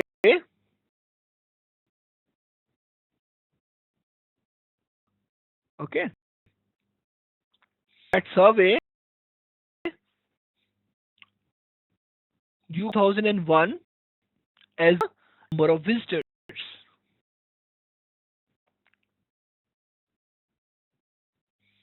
Okay, the standard deviation, as I mentioned in the, I believe that with me you should always have a standard deviation as well. Okay. So standard deviation is uh, mean for the sample because we don't know population. Standard deviation is something impossible to find out.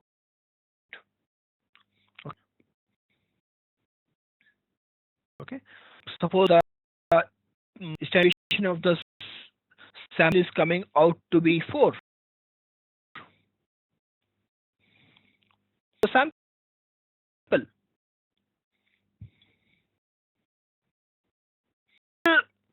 if you elected, you need to be, you have to make a statement that it is representing the population. So honest, I'd have gone for the decision of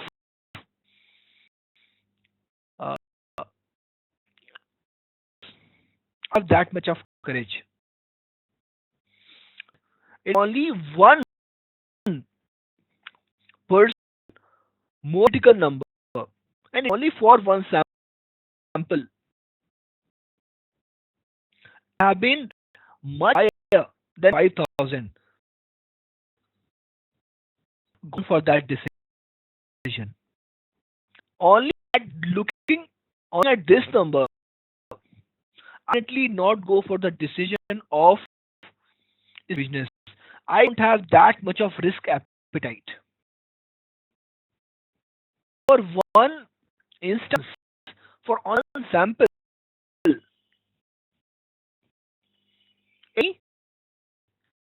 to go for that big decision.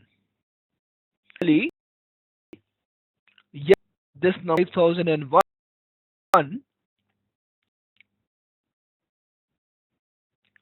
give me an evidence.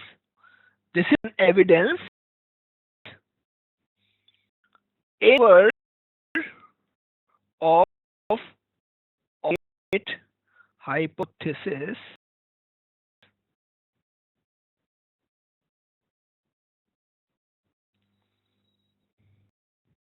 this in favor of alternate hypothesis, or in other words,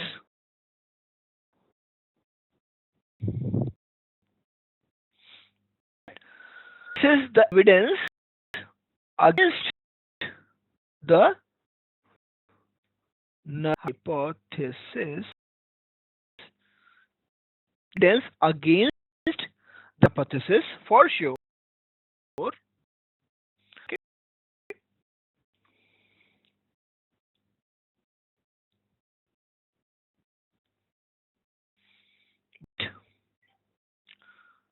Definitely not the stronger evidence. This is not a very strong evidence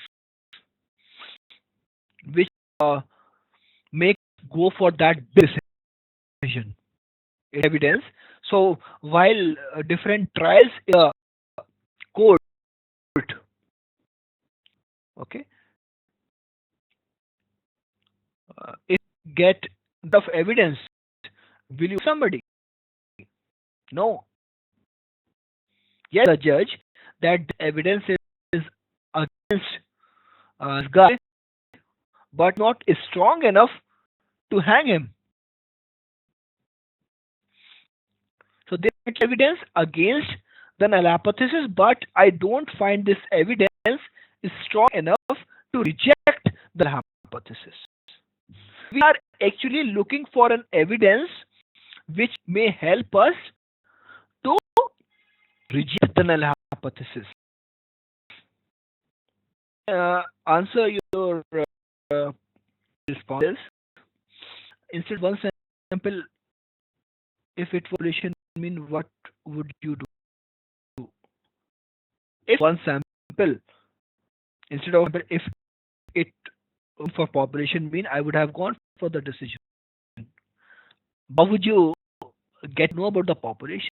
You not seen the future. You know what happened in the future.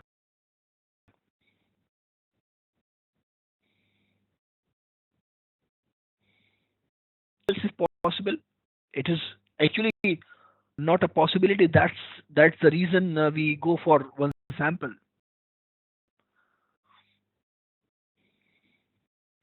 And need to go for more samples. I will in one sample. I will increase a number of observations in one sample. There's no point going for multiple samples as such.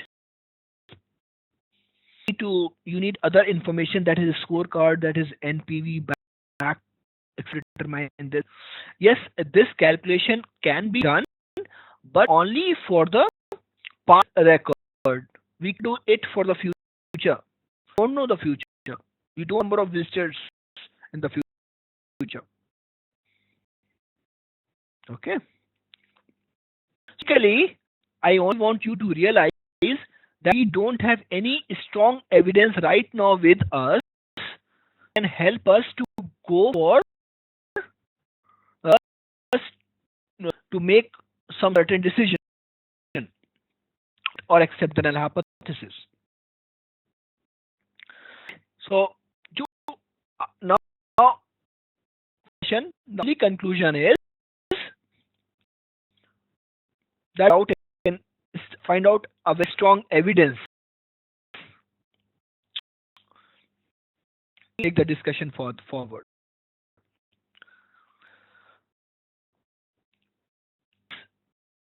See what will happen if I reject the null hypothesis. With the null hypothesis, I'll make some error,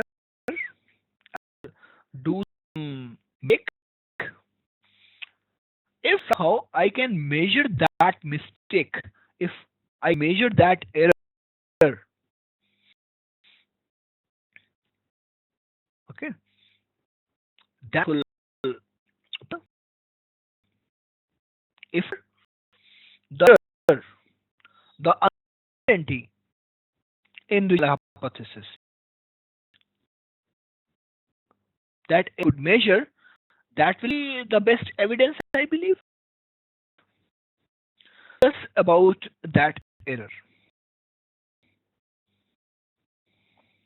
So let me draw one grid here.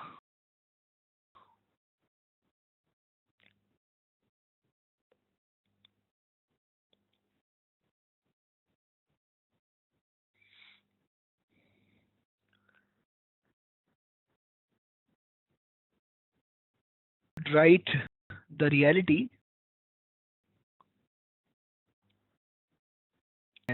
Reality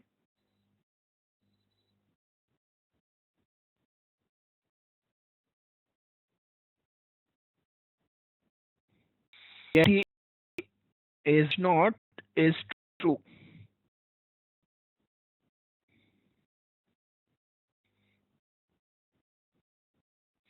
Done. You have accepted this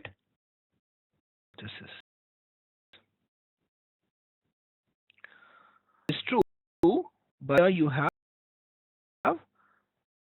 rejected the null hypothesis.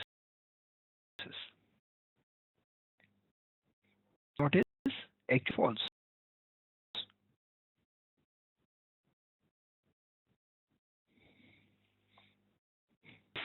H0 is true.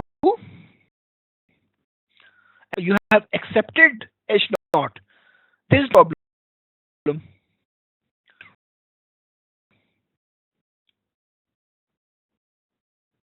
You're good. Let's talk about this region. It is actually true, but you rejected H naught. You have for the decision. You should not want for the decision. You should end with the score. So in this, you would make an error that is called as type 1 error.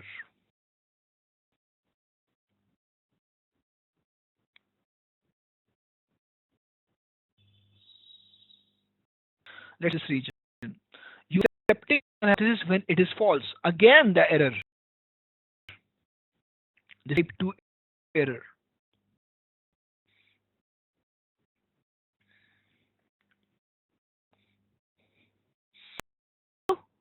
No, rejecting the null hypothesis when false. Two types of errors. Type 1 error, 2 error. One error is something which we want to emphasize on. It is something we reject the null hypothesis when it is true. The similar to what we say. If reject the null hypothesis, we have 2001. We reject the null hypothesis and but at this number. Then do that error.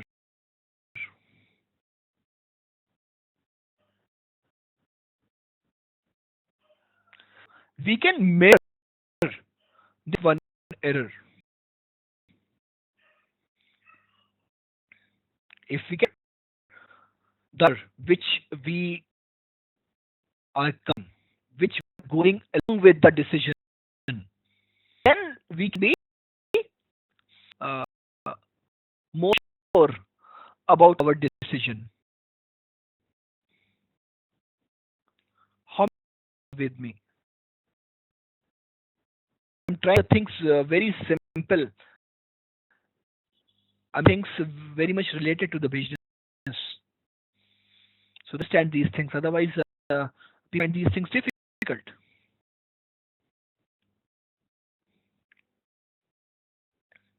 So you are not able to understand that if you could measure the error while making a decision of rejecting the hypothesis, then you can probably take a better decision.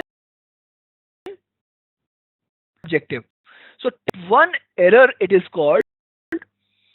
In other words, you also term it as p-value. Some people must have used it in some way or the other, and there's a lot. So that as p-value, we would take this as the strongest, and we will consider this evidence we will look for going forward.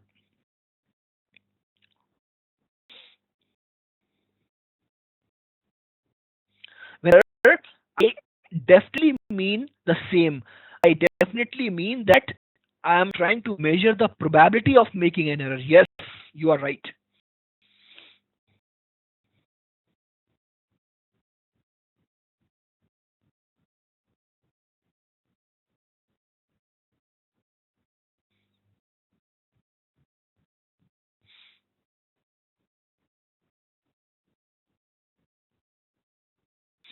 So it's the error we make we might. So this is the risk. This you can call it as risk as well. The risk which you are taking along with you will make decision to reject the null hypothesis. That you are done.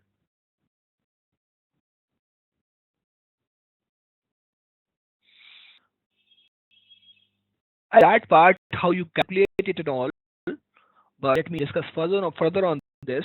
When you will find out the error, the possibility of error, the probability of error, p value, tan error, whatever you call it as, after that value, you would always like to compare it with some benchmark. 20%.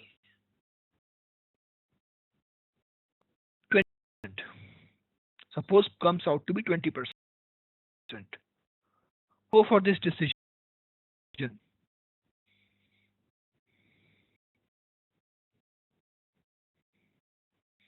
Percent error. How many of you would go for this decision of reject the null hypothesis? Not go for that decision. Maybe some people who are very adventurous by nature, they might go for this decision looking at this big number. 20% is a big number.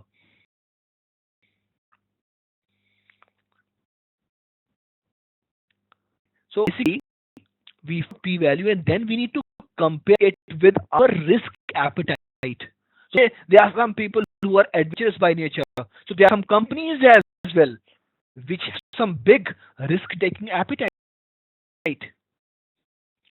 Value be in fraction or it will be in percentage. Okay. There are some adventurous people who might go this decision of reading the null hypothesis. There are some companies as well have some high risk appetite. So it depends on the companies. It depends again on your discretion whether will go for the decision or not. So it's subjective. But in any case, is a big number.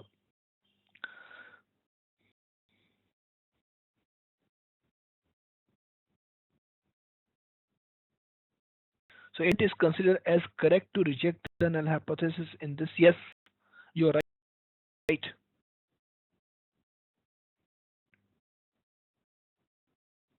But you are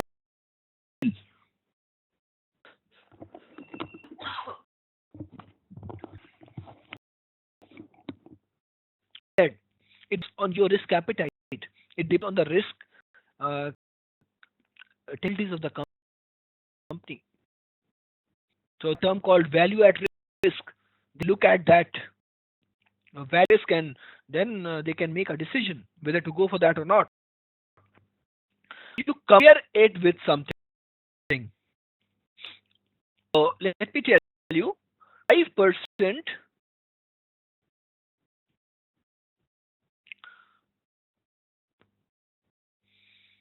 is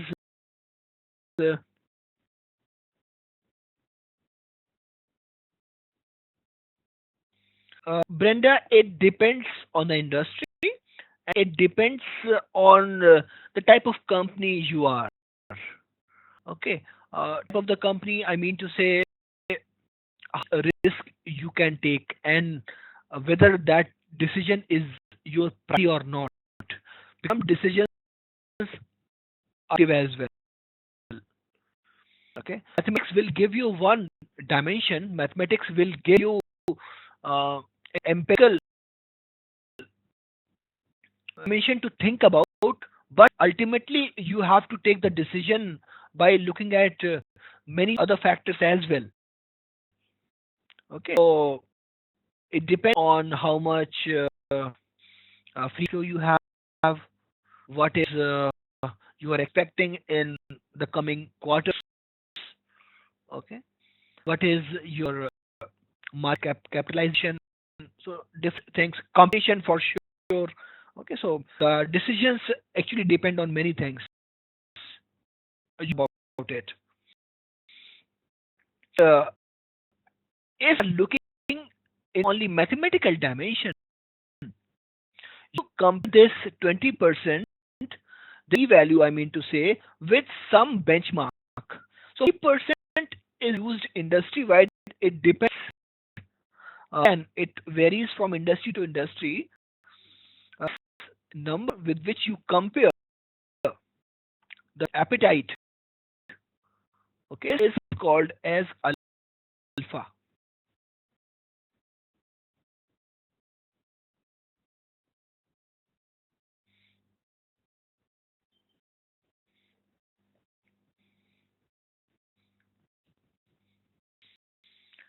It has significance level.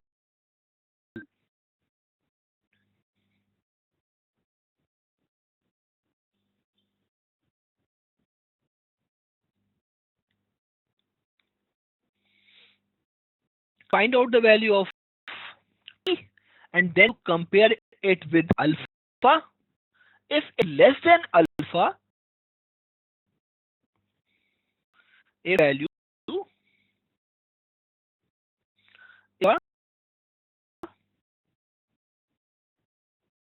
you reject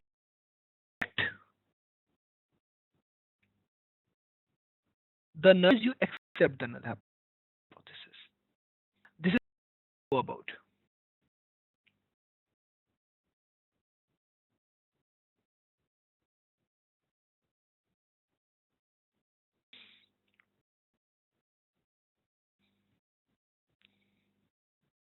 About the specific analysis. So here, if we are analyzing, you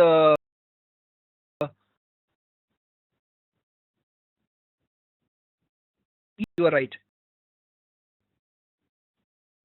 So for significance level,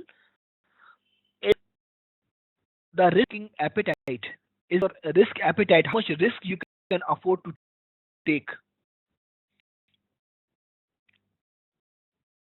So answering your question, does it change yearly, monthly? So it depends on that specific analysis. For a specific analysis, for a specific decision making, you got some, and then you do that. So it is not about uh, concept change. So the analysis we are doing is that business. We run some survey. So this survey will be relevant for this stance only. Open a store, I'll have different priorities. Okay, we always want to increase our business. Then, if you go for some survey, that survey will have a different objective and different priorities altogether. Okay. So, any questions so far? Get the p-value and all. So, Deepak, it is a subjective matter. People take only 1%, 5% of alpha. It depends on your business. How much risk you can take.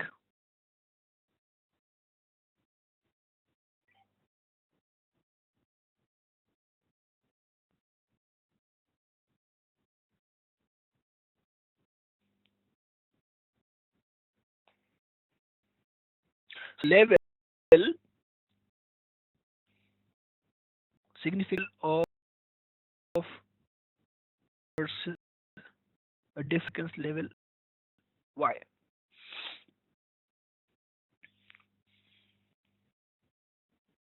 Okay. Start taking significance level of 10%. It really means that you are allowing 10% of error. You want to carry the maximum of 10% of type 1 error with your decision. So whenever you are making the decision, you or be prepared with 10% of error. Okay, have in your mind that there are 10% chances that this decision might be wrong, and you prepare the plan B for that using this 10%. Consider alpha or the significance level as 5%. The error which you want to go along with you, the risk appetite you have is lesser. Okay, so that you do. Mostly we take 5%. some 1% as well. In my company, we take 10% as the significance level.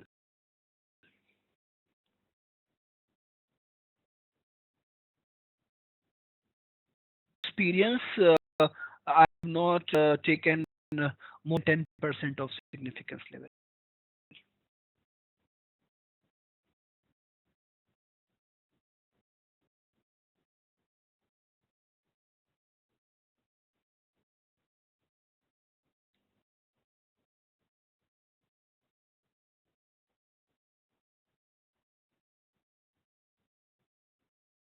Right.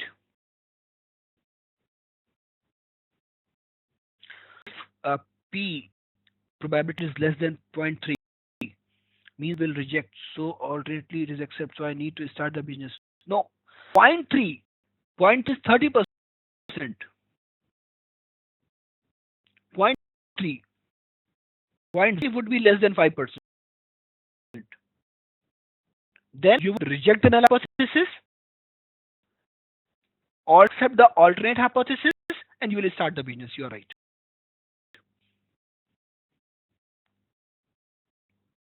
So to make it simple, if p value is less than alpha, we can reject the null hypothesis.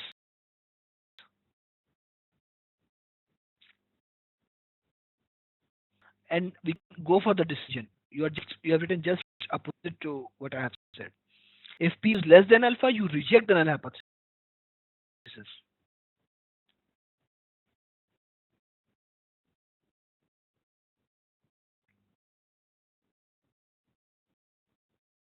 I need to draw the conclusion about the tail.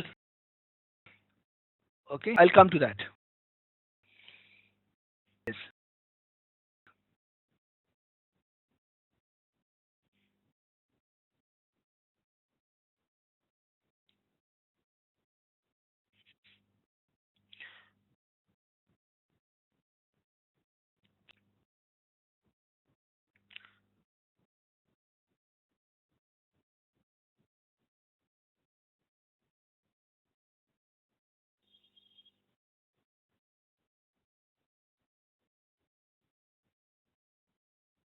In the market, and I'll suggest you a couple of books. By the class, yes. Okay, but let's not go for any book because books will only confuse if you are not concrete your basic concepts. So let's build the basic, and then you can further in the books. Everything very simple in the books. The relation is much higher here, much higher here. Actually, the things which are present in the book. Okay.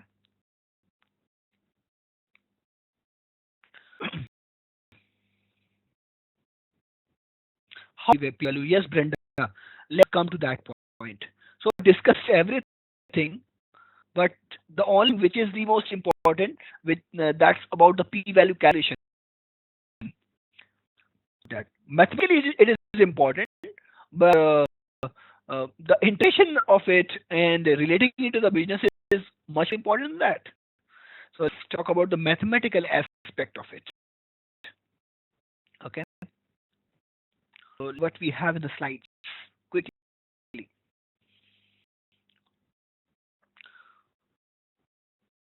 Inferential technique, where the wages of the women is more than wages of men. If you have this hypothesis, you can test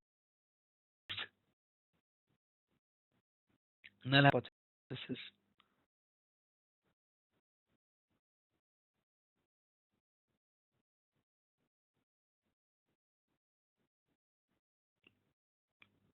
Now let these yeah. Testing a process. Steps to be performed to test the axis of any variable. make assumptions and state the null hypothesis and alternate hypothesis very explicitly the way I told you. With the hypothesis. Otherwise, you will mess up with everything. You might be knowing hundred things, but if you'll mess up with the first statement, then assume is an independent random sample and the distribution of the response variable follows a normal distribution. The null hypothesis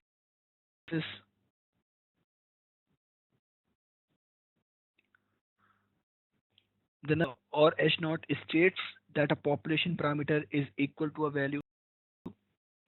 The hypothesis or H1 states the population parameter is different than the value of the population parameter in the null hypothesis. The odd hypothesis is the one that is held to be true until it can be proven false.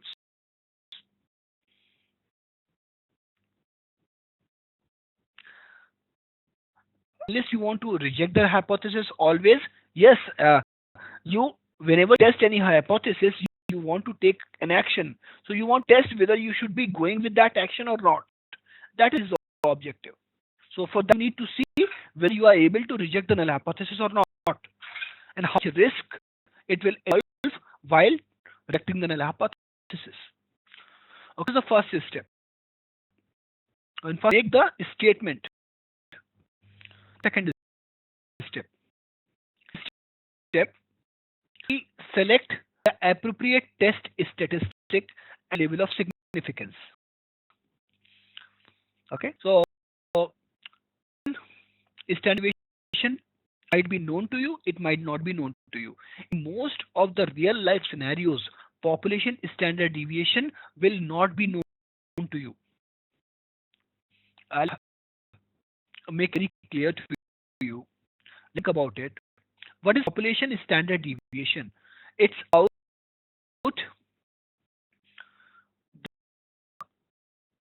or want to make a decision. Reality, make a decision. Obviously, if you calculate the standard deviation, you can do anything. Use inferential statistics then. So population standard deviation will be unknown. Okay. In some standard deviation is used referring to some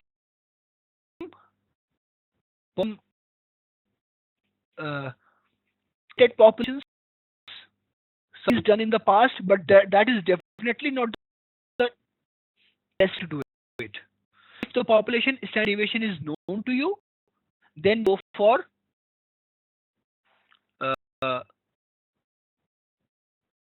no.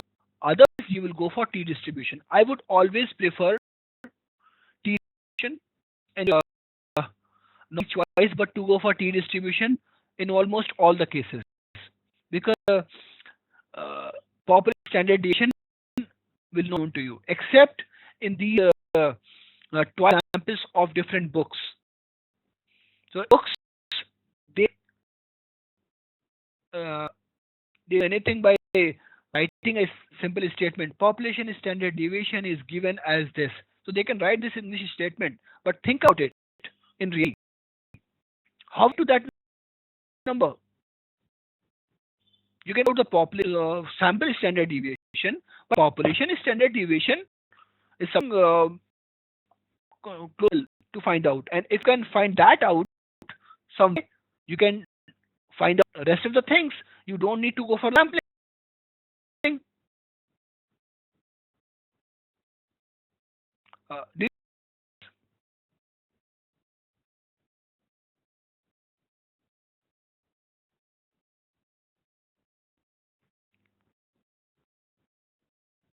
Okay. Niranjan has a question. Long, let me read it. I have to answer. Hypothesis testing is only for population. Yes, it is only population. Then say that 5001 previous example is only for one sample. Is it for the population? Are we designing sample in hypothesis testing? Yes. So you should not carry this big concern with you. is indeed coming from analysis of a sample. It is simple, means it's not the population thing.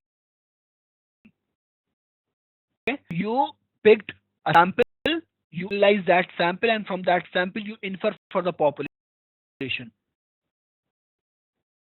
So we go for the sampling, and then from that sample we infer for the population.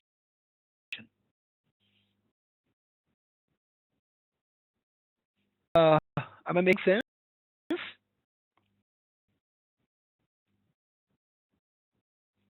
Good. Please keep asking. These are some very normal confusions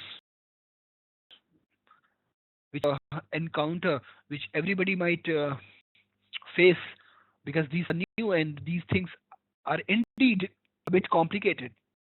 For those new, when you will get used to all these things, it will be very easy.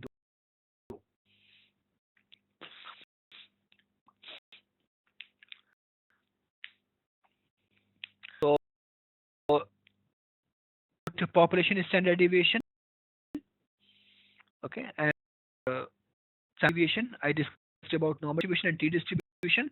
So normal distribution, I mean statistic, we are all prepared for that. See, normal is your Z distribution. Z is statistic. Distribution, T statistics you will be using. Step 3, you can value. Okay, so how to calculate the p value? Calculate value is done after having the Z and T value. So calculate the Z value, you calculate the T value. From and T value, you can find out the value of P. Okay.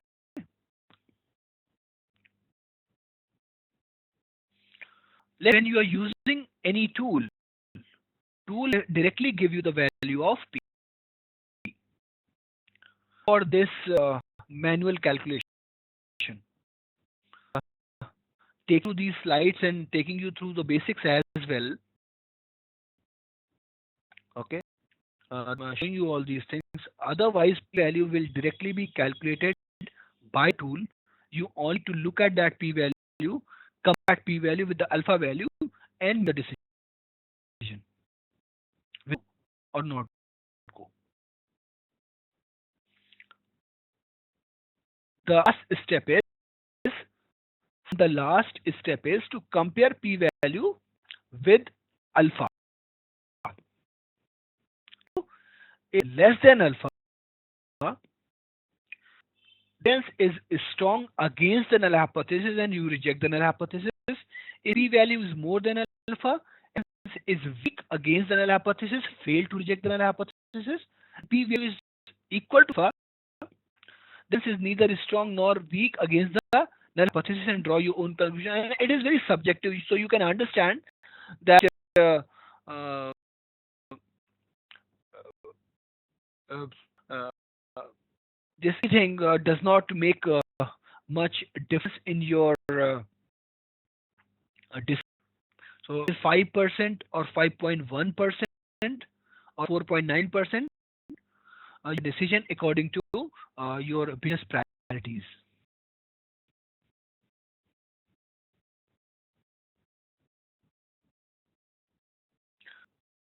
Population mean mu. Population mean mu, you can estimate formula. Here only mu is unknown. Here only mu is unknown. Rest things are known to you.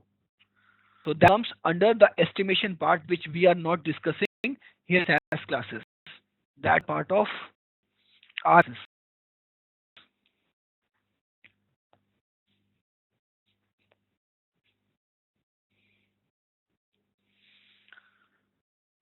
then, so it should not be confusing at all.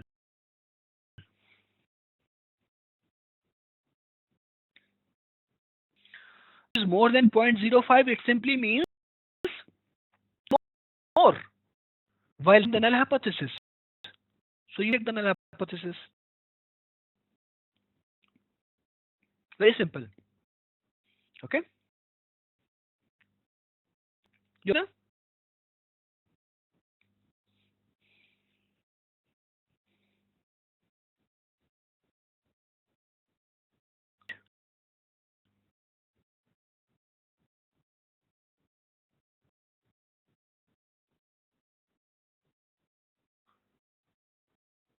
Talking about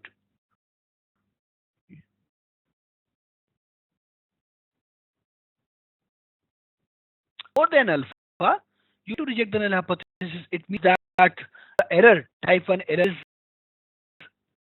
uh, number. It simply evidence is weak against the null hypothesis.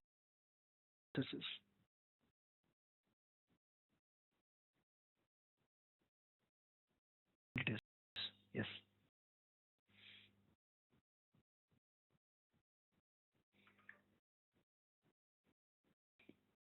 Any confusion, any question? Tool and start doing this.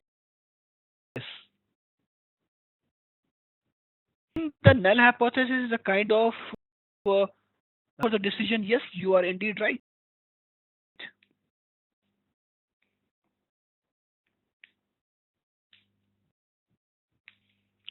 Except decision, I mean, it depends on your decision whether you want to uh, remain with the status quo or you want to make some change. So it means that you want to make the change. That is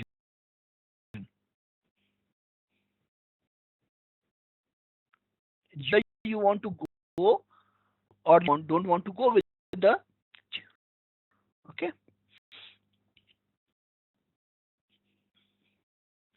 Any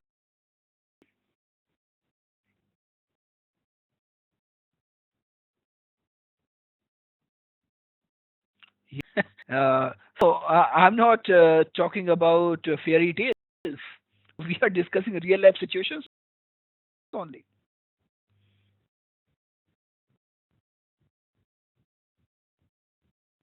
So calculate by the tool. So tool gives the value directly. It will give you everything directly. You need manually do it.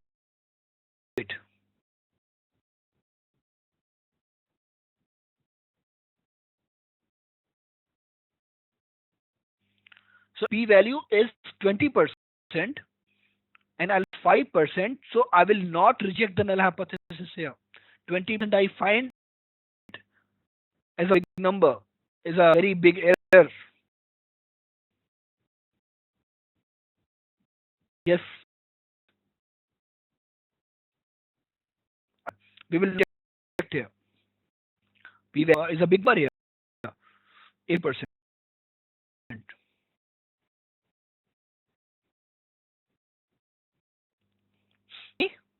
Brenda? With the investment. You are right.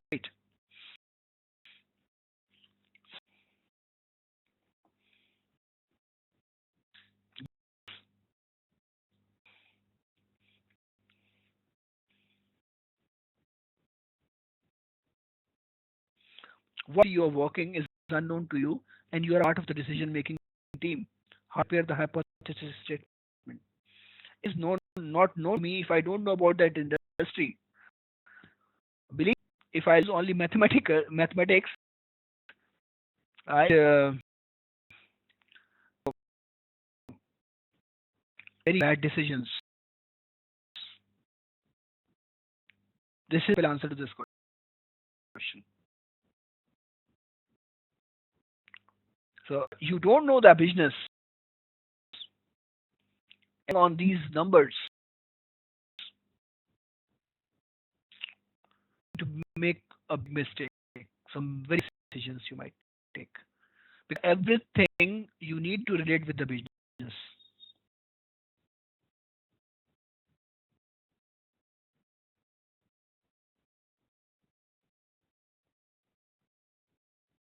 With me, Manjunath? Knowledge of business is very important actually. you need to live with the business knowledge every time? It's a good question.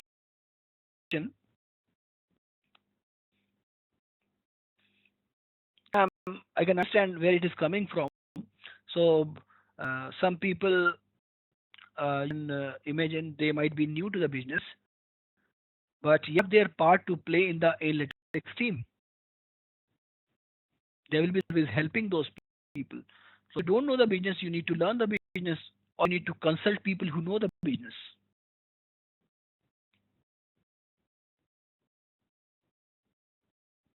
Con- I know the business, can I overlook these numbers? So both things are important, Manjunath. You, you know the business, again, can't overlook these numbers. If you know, you can interpret these numbers. If you don't know business, it will be difficult for you to interpret these numbers in your business context. So both are their own importance. The things go hand in hand. So answering the question of, I believe, Brenda, I made that time that you always need to take a mathematical dimension as well. Again, whole story I narrate first class was the use of analytics. So analytics gives you some numbers as an output, search into those numbers to their interest. Okay, so both are important. Have you a situation where you need to learn a business? Yes, I was a part of a consulting company. Right now, I'm not a part of a consulting company. Yes, uh, my is a consulting division, strategy and execution team I work with, and I consulting team. Yes, when I was working with a consulting team, learn different businesses and different. But my seniors were also there with me, and people was working. Those people knew the business better, so I always used to go back and forth with those people to understand the business, whether the number is making sense or not. Yeah, it's quite a test.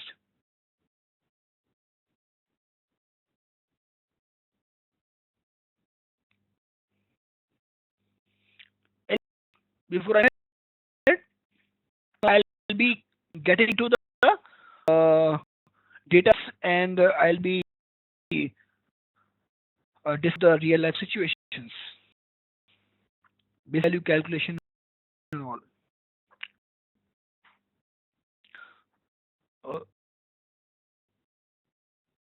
I understood, but at the same time confused as well. This is a very interesting situation. Ashna, let me tell you, this might be the situation with many people. Okay, because we all are new to it. So this is not only you, believe me. This is the situation with many. You need to again analyze this thing, break vision into the pieces, and theory. Are you confused? And okay, if tomorrow's class, I'm all ready to answer any of the questions. Okay, confusion into the pieces. And what else? You are right now in the class. You are getting one concept after other. Okay, so you would have a lot of time to absorb things. After a session, maybe on the morning, we take absorb these all things. Okay, you work better. You will be able to apply. So absorbing these things as well. So yeah, a lot of definitions, a lot of concepts coming back to back. Okay, but you need to absorb them. You have a lot of time because you are learning. Okay, let's come to part.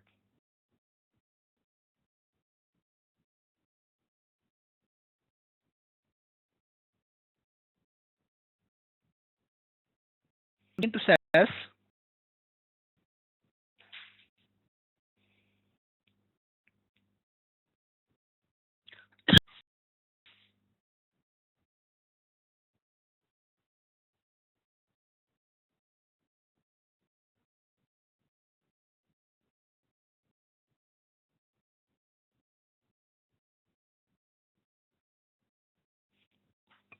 Everybody to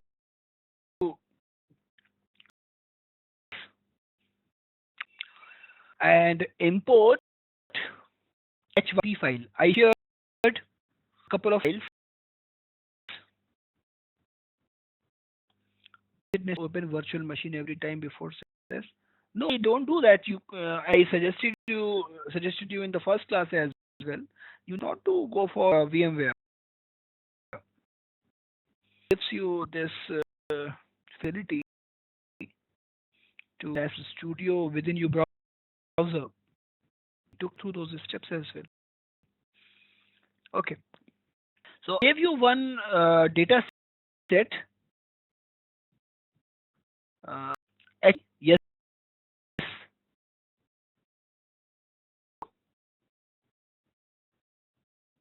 Yeah, I'll share.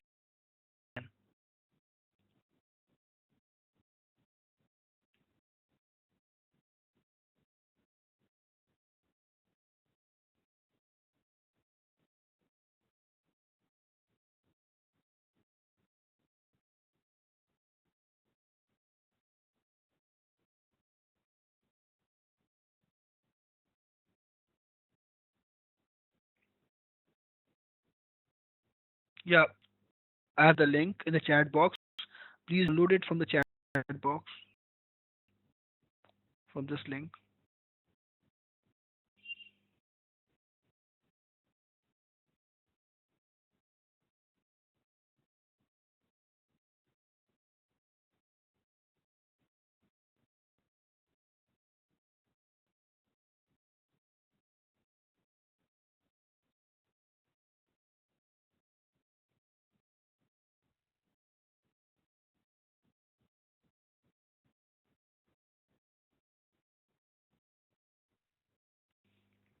And please see format.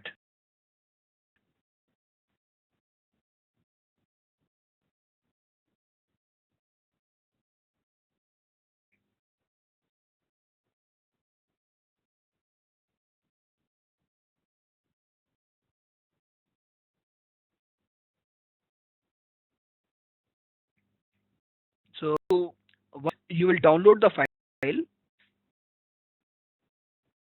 You need file Excel. Did you download file?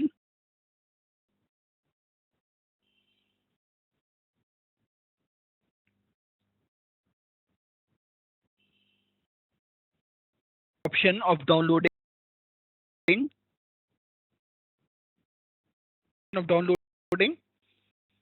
you can dial and then open in Excel. After you can go file menu as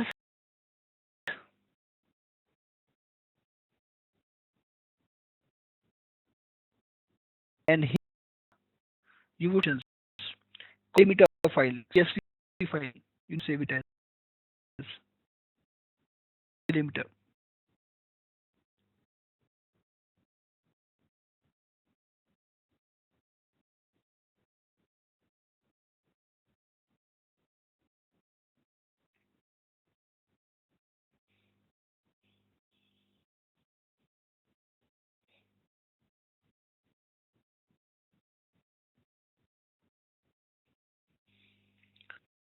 Okay, great. And you are done.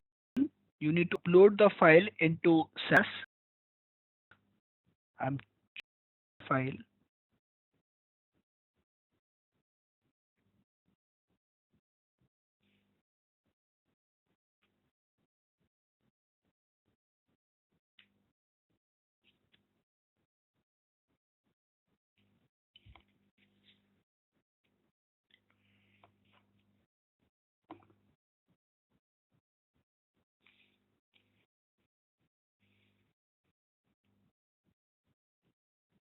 Great. Uploaded the file, you need to import it. Proc import. Done multiple times.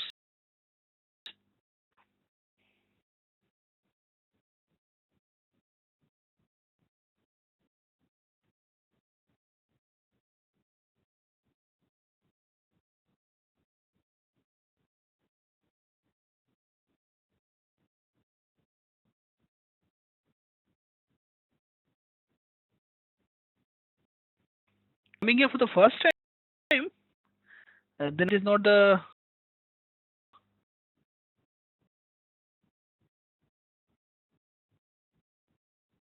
Okay, no problem. So you have good. So you can click on SAS user dot 94 and then 1, 2, 3, fourth icon for loading. Once you click on that icon, there will be one pop-up which will allow you to upload the file.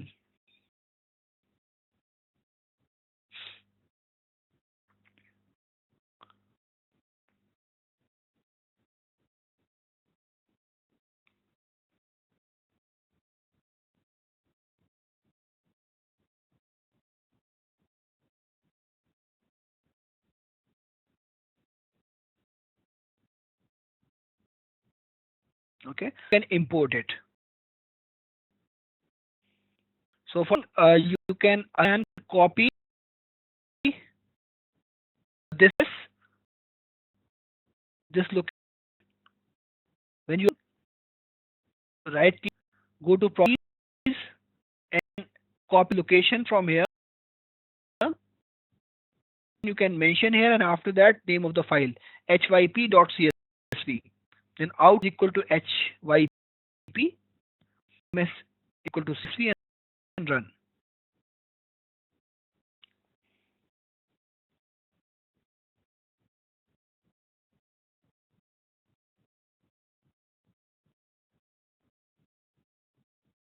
Trying to but will not upload.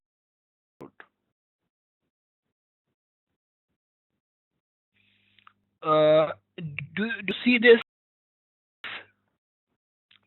1, 2, 3, 4 fourth icon? Once click on SAS user dot v4, it will not be grayed out. You can see icon. You click on this.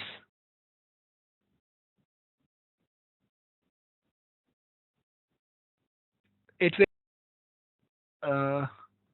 get pop up where it will allow you to file from your desktop or from machine wherever you save.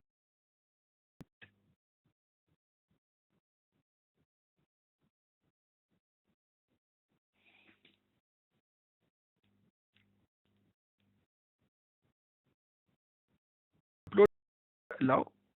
So you upload a few more files as well in the past.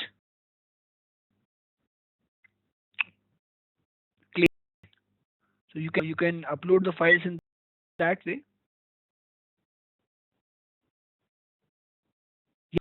You can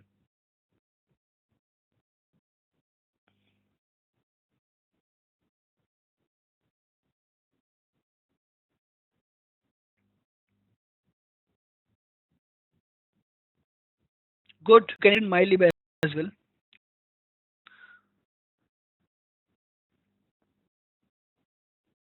Up hyp.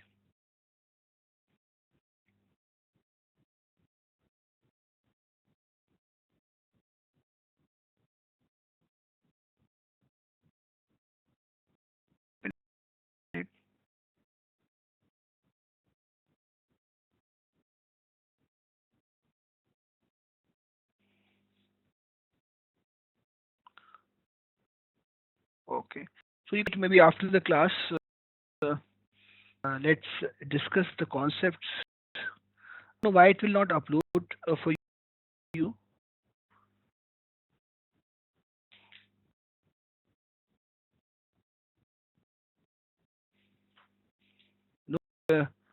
reason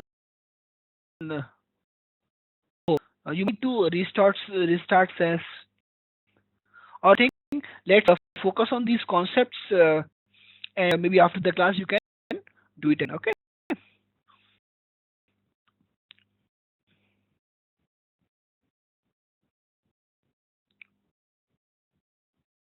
Import useful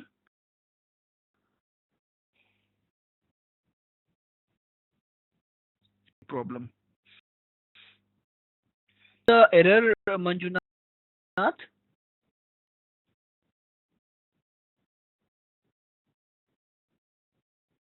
If you it will the exact error.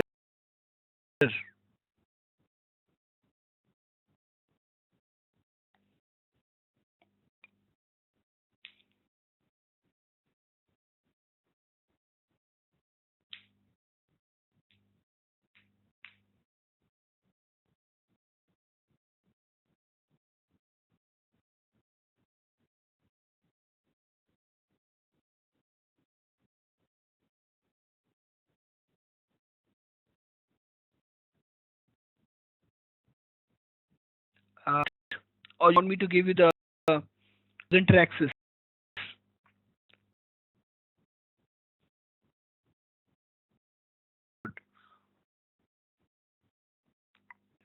Okay.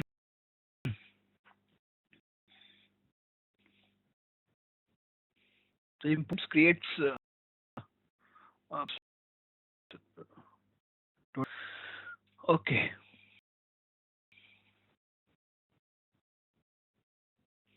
So the file, let me show you.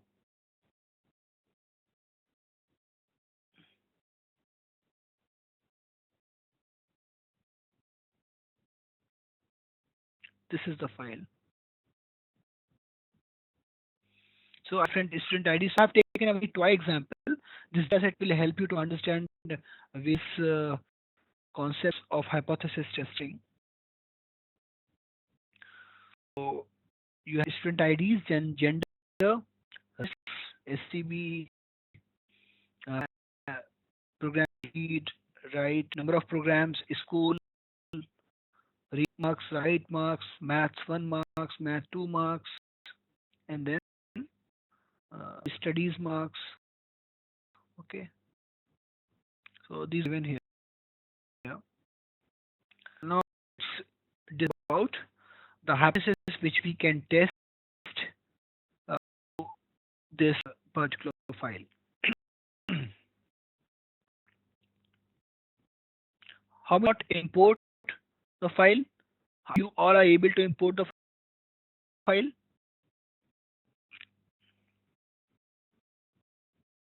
Okay, great. Is remaining, and she will definitely do it after the class.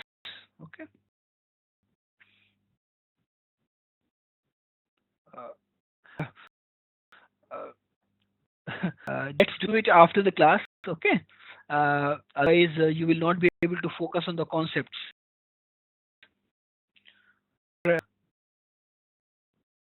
Maybe I can give enter access, and then we can work on this.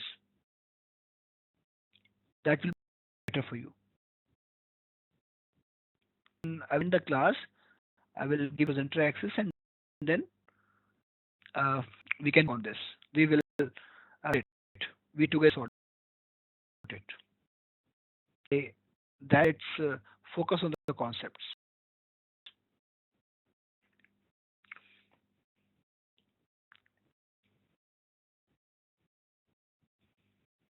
So I will talk different types of hypothesis tests which you can test data set using different techniques. Talk about one sample test.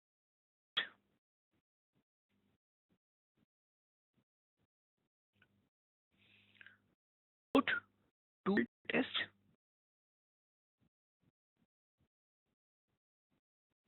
Then three or more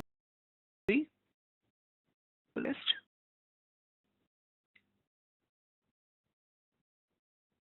Okay. 3.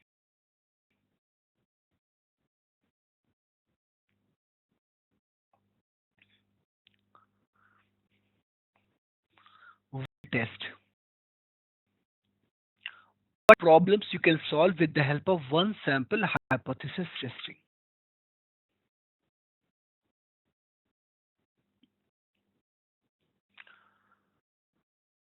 Suppose have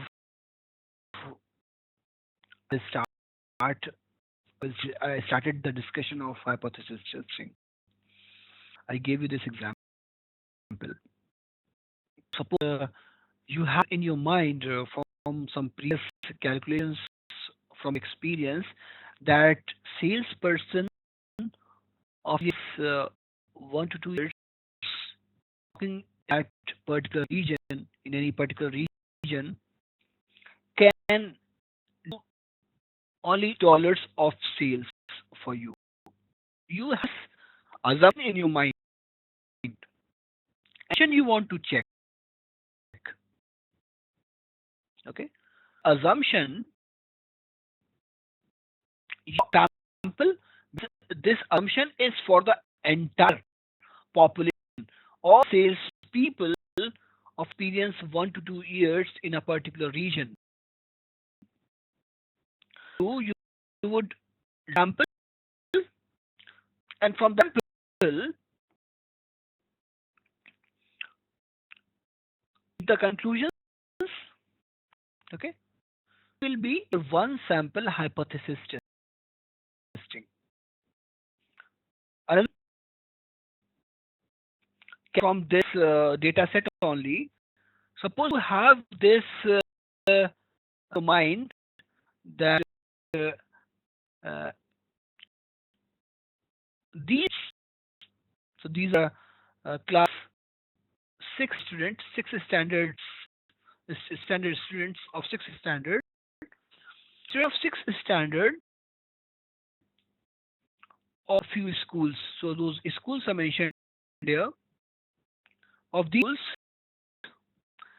schools, score marks around 54.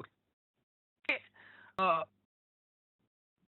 don't the marks very or very high, higher than this number. So the marks scored by these type of people, these type of students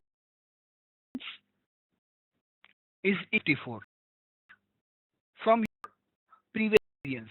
So frame the hypothesis. This here would be mu equal to 50, is in which you have an assumption. You are thinking on these lines. So this is statement, and what is the alternate hypothesis? It would be not 54.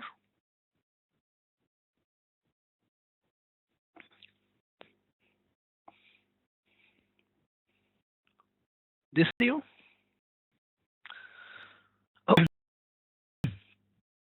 Another scenario in which you have this uh, in your mind that that will have a score more 54. They just can't score less than 54. Assumption in that way, your hypothesis would look like this: then 54 and then 54.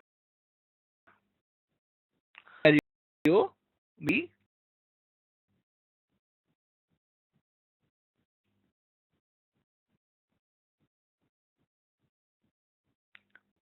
less 54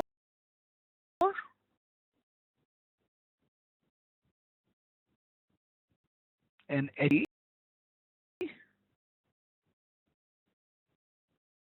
mu 54.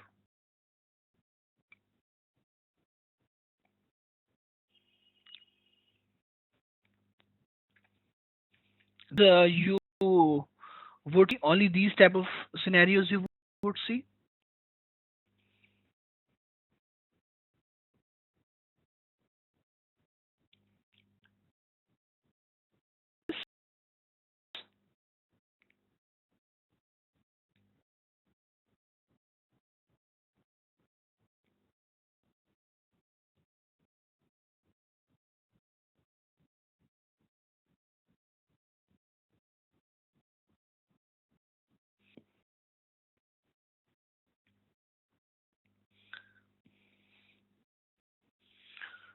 So in video, this is called as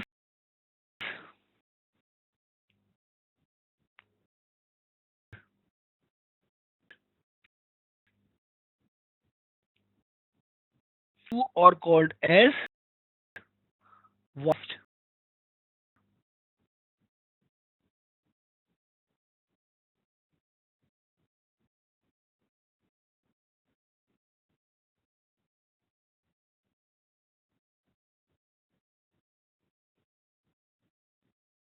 This is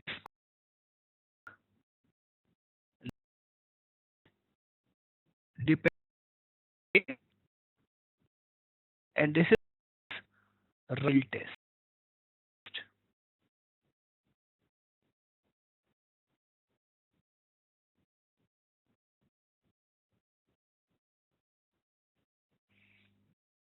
Why as left test and it is called as right test,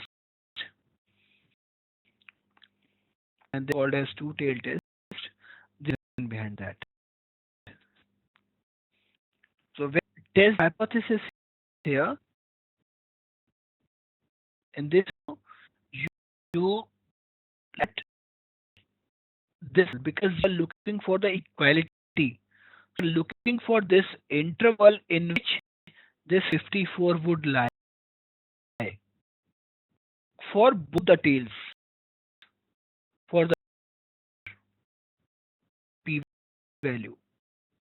Whereas if you talk about these two scenarios, you would either look for the right side or you will look for the left hand side tail only. In this particular scenario, at less than 54, it will be here.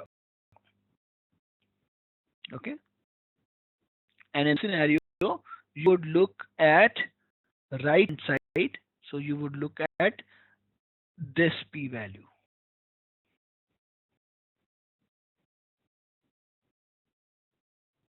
I'm getting into the details because everything will be calculated by the tool. So we'll spend more time in doing some uh, more just talks, okay, more relevant things.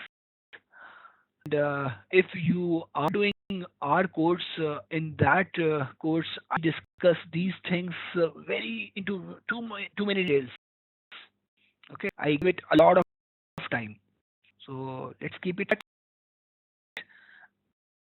any tell you. mm, these things are very mathematical and everything will be done by the tool, so you don't require it at all. Okay, whatever that I am discussing in detail. So uh, the understand uh, the, the conventions.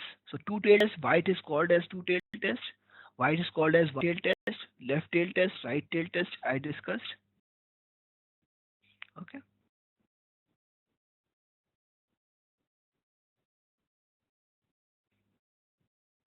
And what it actually means to convey. Yes, yes, that is something very important to understand. That's something we are discussing and we'll keep discussing.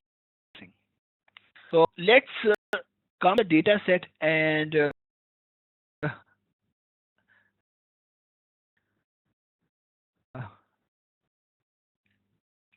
technique. So we use t-test.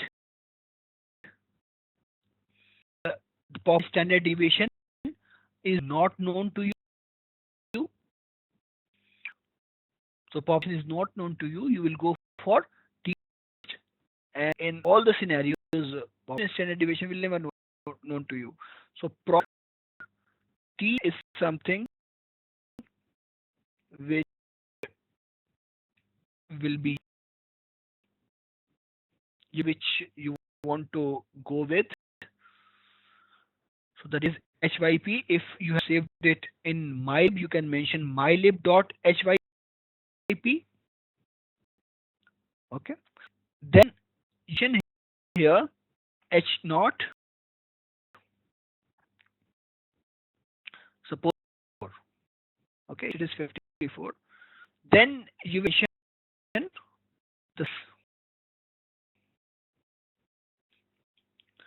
So here are three options within the two tail test or on the list or upper tail test. Is left tail, upper tail test, right tail. If you want to go for two, you will mention two here. Then you will which you want to test. Suppose it is math 1. You will mention math 1 and then run.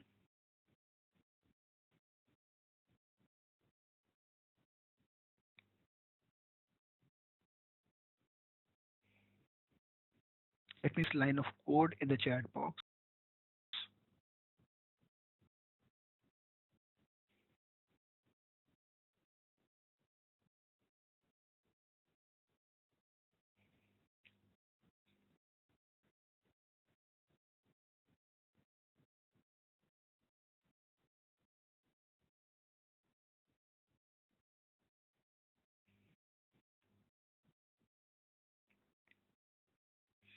So again, problem with this SAS version, it throws some results which you don't actually asked it for. But let's focus on what we actually want to return. So what actually giving you is standard deviation, standard error, minimum, maximum, mean, then the confidence. So it is giving you everything.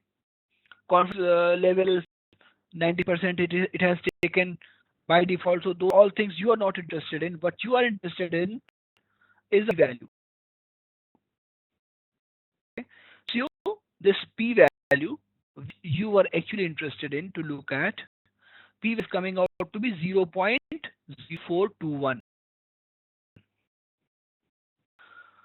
What infer by looking at this p value? What is your hypothesis is this? Mu equal to 54. That is hypothesis.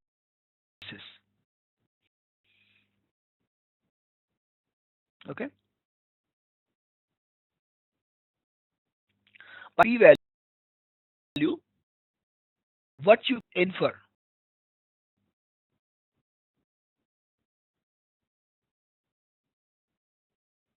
is standard error created by c divided by root n.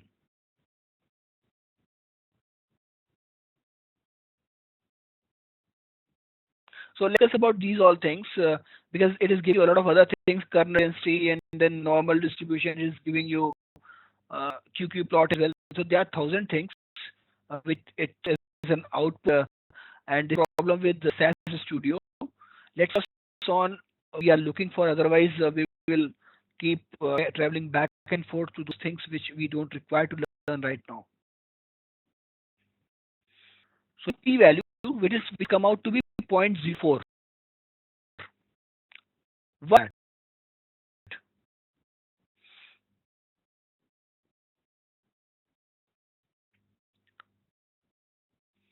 This is Razika is saying reject the null hypothesis. Niranjan is saying reject the null hypothesis.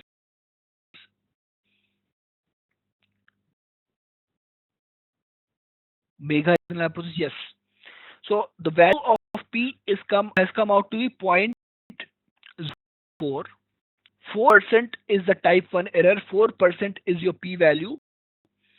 If you are considering alpha at 5%, if you're considering alpha as 0.05, you value to be less than alpha and you can reject the null hypothesis. What was the null hypothesis? The null hypothesis was mu is equal to 54. So you can say that the very significant, and we have very strong evidence against the null hypothesis is not equal to mean mathematics marks are not equal to 54.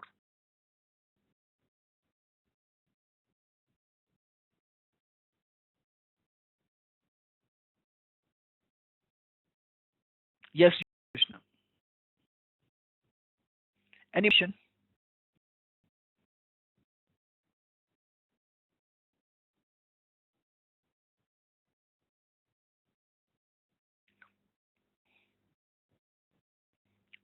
You can do the same thing for rest these two cases as well, for one tail test as well.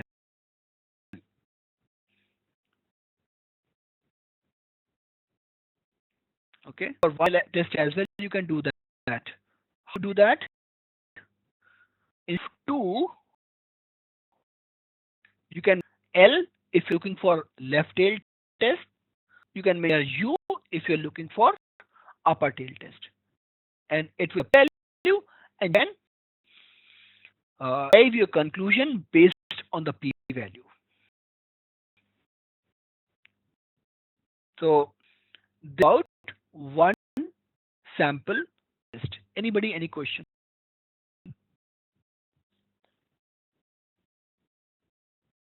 Negative, then it means p means full hypothesis can't be. P will never be negative. It's a value. How can negative?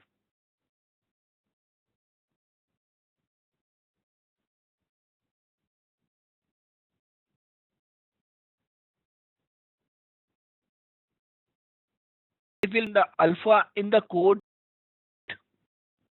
take that confidence interval. So confidence interval I have not discussed.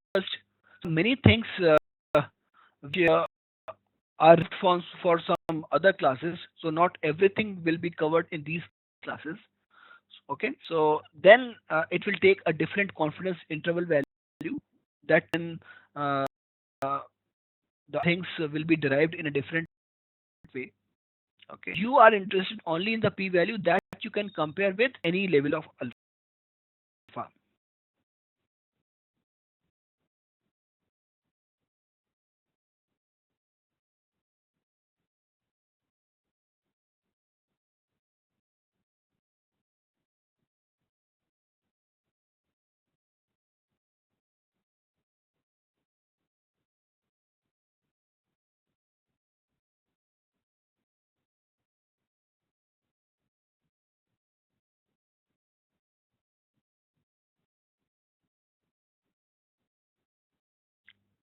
Yes, good.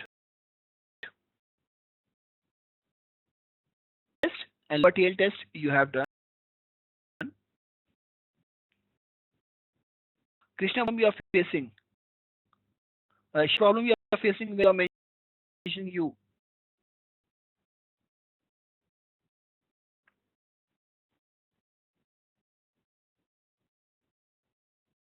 Okay.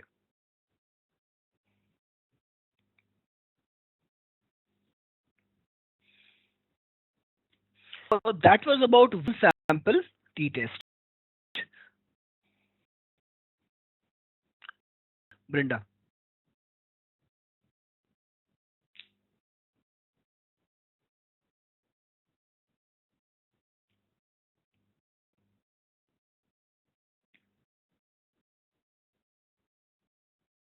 Take about two sample.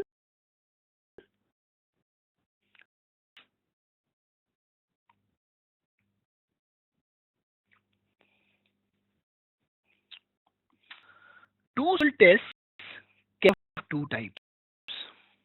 Be paired t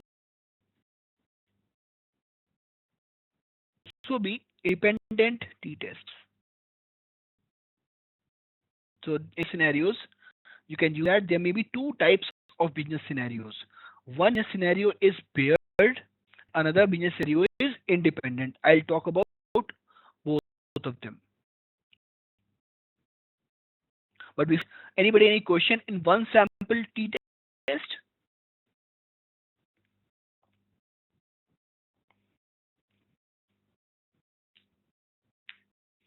Very and have been able to weave stitch everything together as well. Good. So two sample teeth. Let's discuss about that.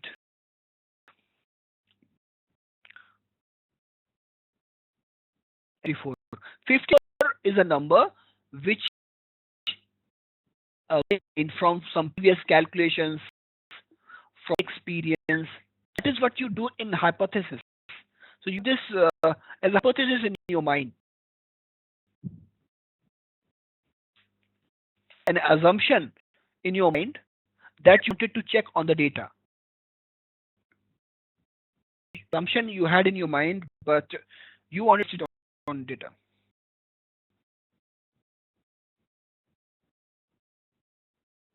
Multiple tests as one sample test is covering all the scenario.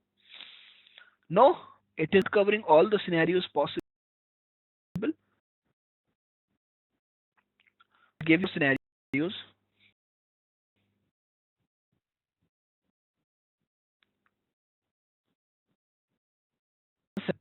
Same test gets the parameter specifically operation. Yes, you are right, Brianna.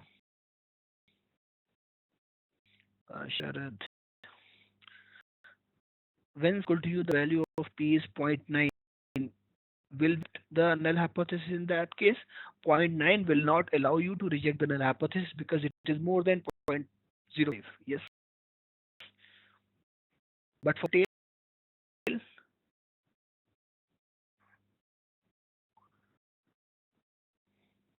but for upper t test, H naught is more than uh, uh,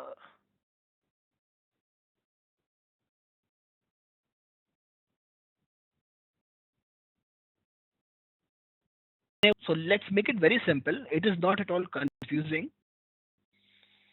Less than 0.5, oh sorry, 0.05, you will reject the null hypothesis. If it is more than that, you will be able to reject the null hypothesis.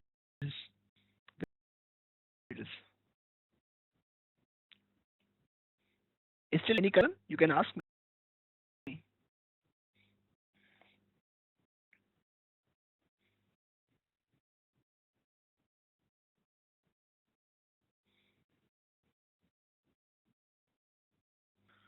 As somebody mentioned that it is covering all the scenarios, it is covering all the scenarios about only one sample. But when we talk about two things simultaneously, so we discussed about mathematics marks of everybody. So found out one sample and we that sample and said the hypothesis. But when we compare two samples, here comes to the comparing.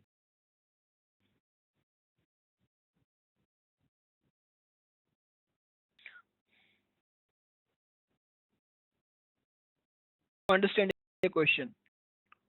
But for field test, H naught is more than 54, right? But where H naught is equal to 54.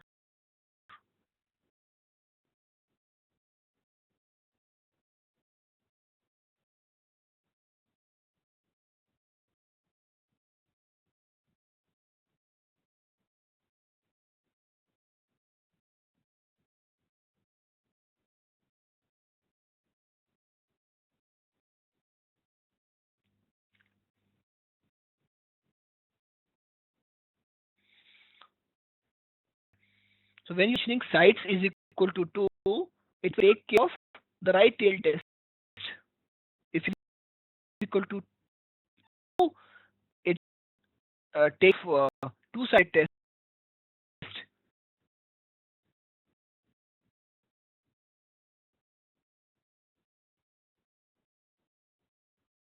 Okay, good. So pair and indent sample t test. So when we compare two samples, we go for pair t-test or we go for independent sample t-test. Of pair t-test. You want to test a medicine, whether medicine packed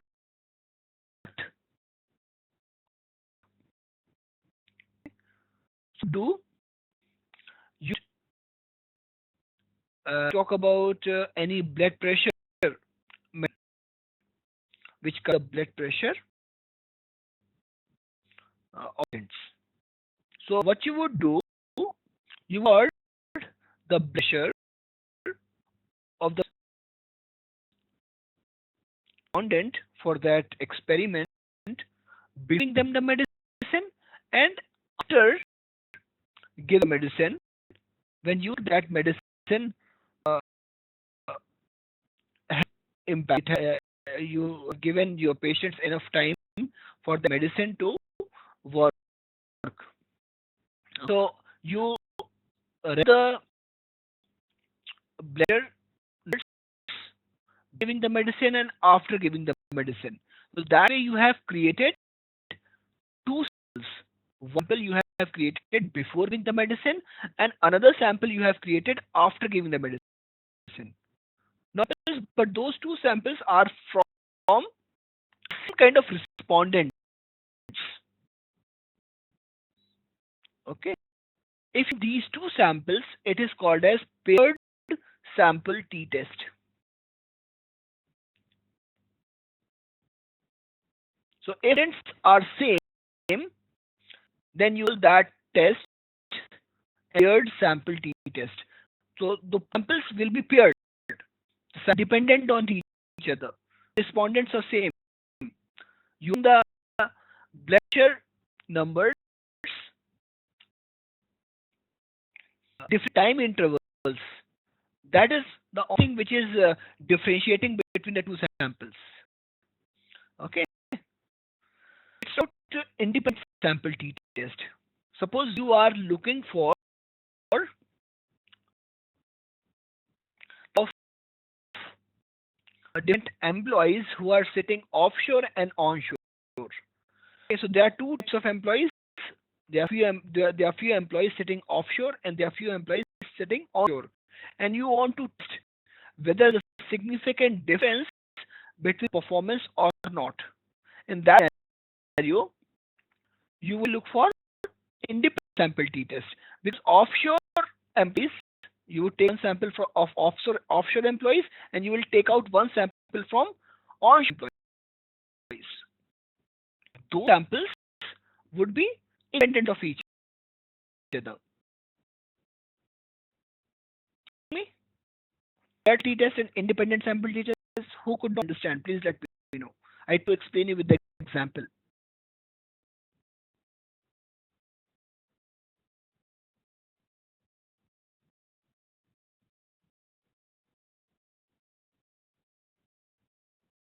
Very nice.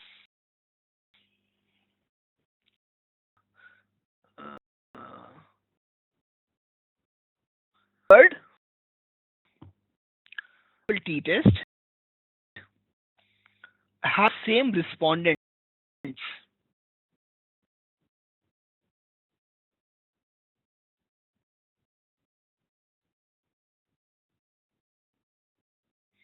So respondents, we are creating the sample.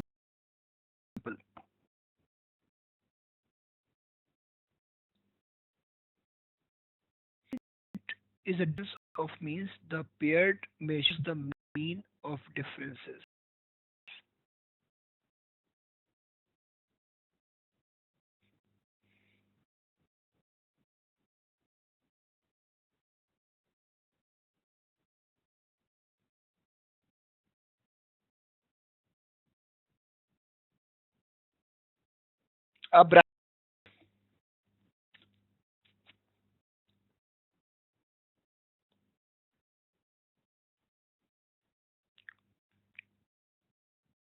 You are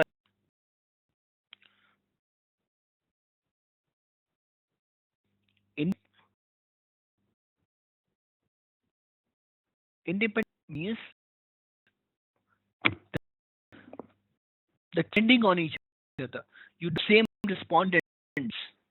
Let's do it with the help of the example. That will make the things more clear. Let's do it quickly. So I'll start off with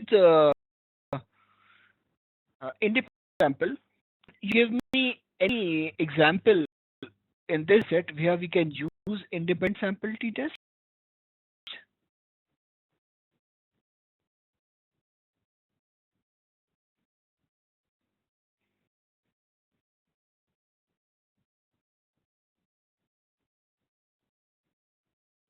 Let's get into this data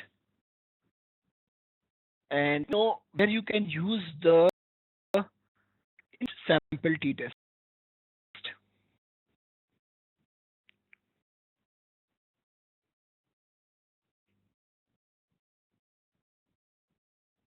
So let me help you with this.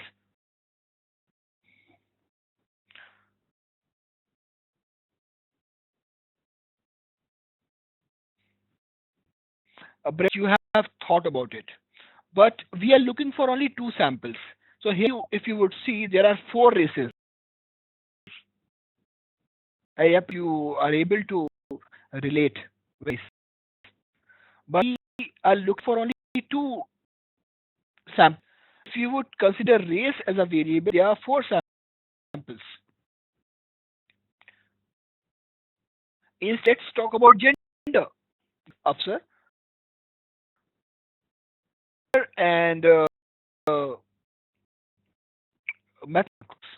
What you can find out here is there is a significant difference in the mathematics marks of girls and boys or not.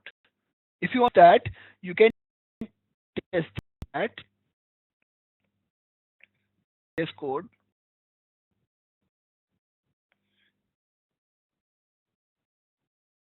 Here you can mention after class you can mention the variable which is containing both the samples. So there will be one sample of girls and there will be another sample of boys. Okay. Samples will be independent samples,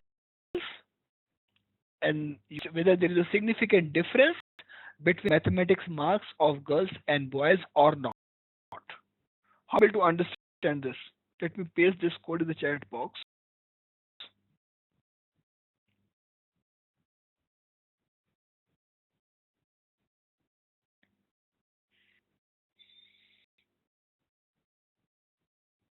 How many point? Again, once I run it, I would only look for the p-value because I have invested a lot of time. Understand that part. Oh, what happened?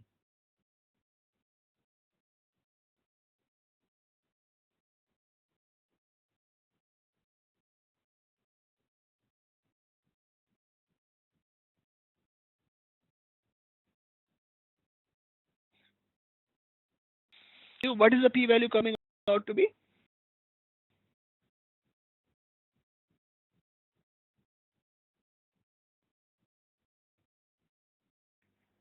So p, you would look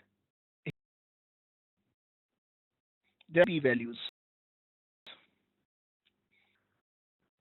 Pooled is coming from Satherwell. When they are unequal, the third one is coming from the. So only we are not looking for F test. We are only looking for the T test. So you would look for these two p-values. We'll discuss in tomorrow's class how to differentiate between these two. Now, if you look for any of these p-value, all p-values are more than 0.5. All the p-values are coming out to be much higher than 0.5. So you would not be able to reject the null hypothesis. What hypothesis? That was there is no significant difference between the marks of girls and boys. Mu1 is equal to mu2. Because you are not able to reject.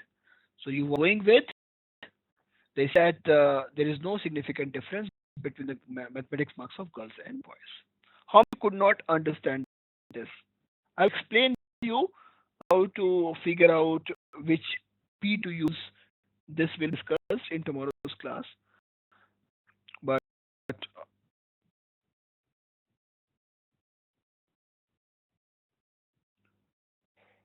where statement in the code? Not to be in the code.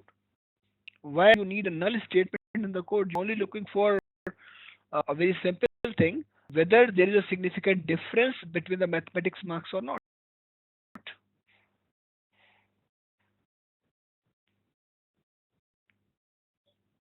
Krishna, you could not understand.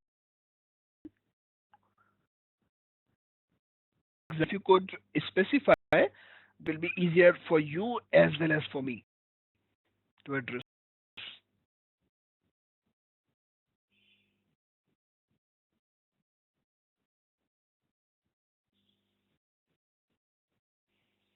Let me pick up 4 questions.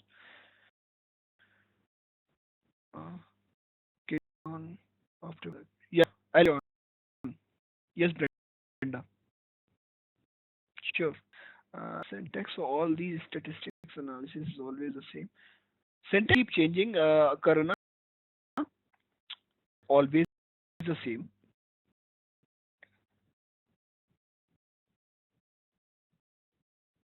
Yeah, about this, Krishna. When you are pooled, okay, equal when the variances are not equal. I'll discuss about that in tomorrow's class. It's all confusing. Where you find it confusing? P-value. I told you only look at the p-value. The problem is it throws a lot of other things which are not required. So you are asking it to throw only p-value. This is something good about R. And it is true in case of the SAS which you will use in your offices. Offices, if you will run this t-test, the output will not be like this. You need not to be uh, you not to get confused. You all are matured people. So let's look at what you have asked it to derive. So if you look at any of these two p-values, these two p-values are more than 0.05. So we cannot reject the null hypothesis.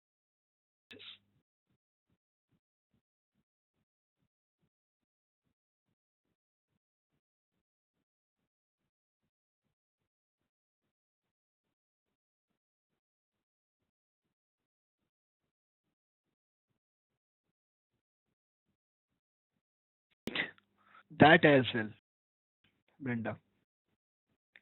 Yet to discuss on hypothesis testing. Okay, discuss more on this in tomorrow's class. Hypothesis statement is confusing for me. Do not give it some time. Give yourself some time to absorb it after the class. Go through notes, go through recordings, and let's discuss in tomorrow's class. If you're finding anything difficult, very confusing, it's better to specify, to point out the exact point where you are getting confused. Okay, so I'll discuss any further. I'll talk this. I'll take up any doubts, any question if you have.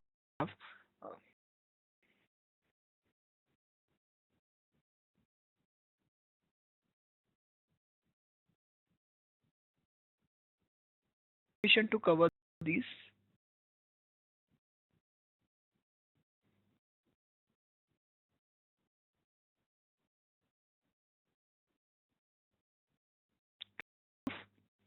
But I have to cut short on a few things. I might avoid some business discussions if you people are not prepared. So I mean that you people don't go for the last lectures and you come up with the same kind of stuff which I have reiterated 1,000 times. So that will hamper the class. That will definitely hamper the speed of the class. This is your time. Obviously, the concepts, not all the concepts will be taught and sufficient for that.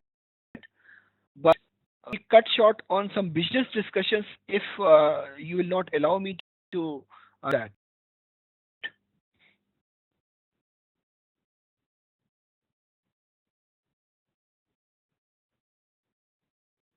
So you always read.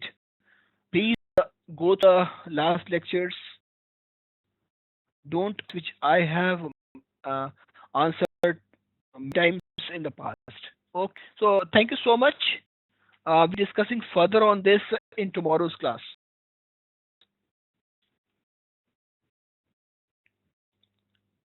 Let me help you quickly.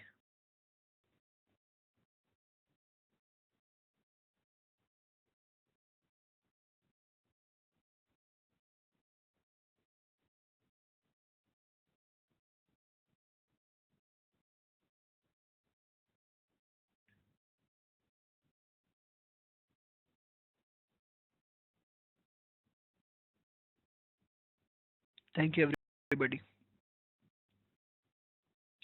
Before you come to the class, it's better the standard of the class increases automatically.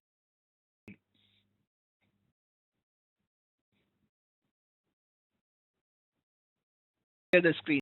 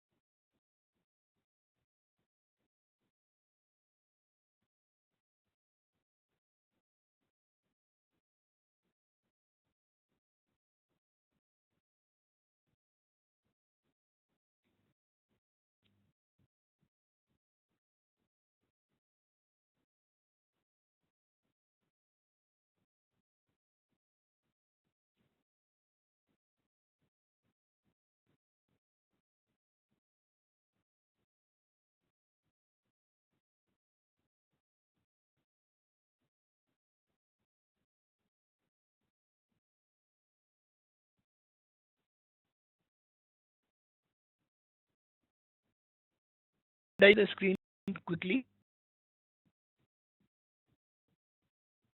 Right.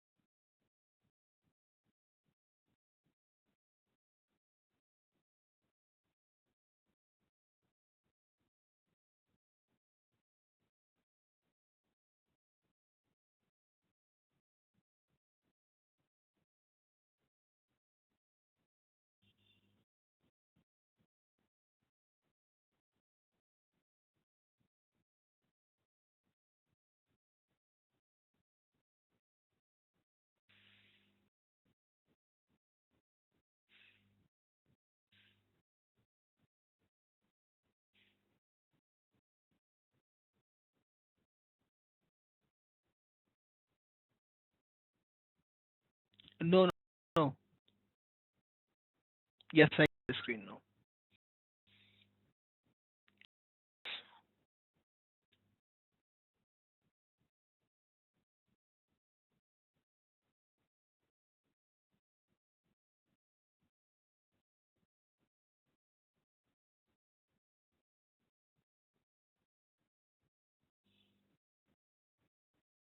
File.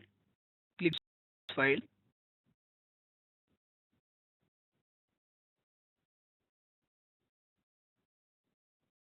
Relog in here.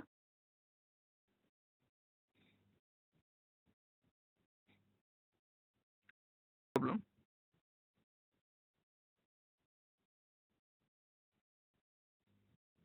Click file.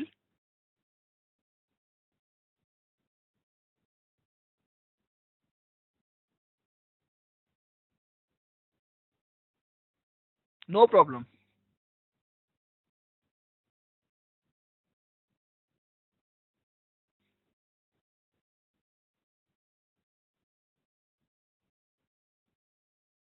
Okay, you're here. The browser, change and login.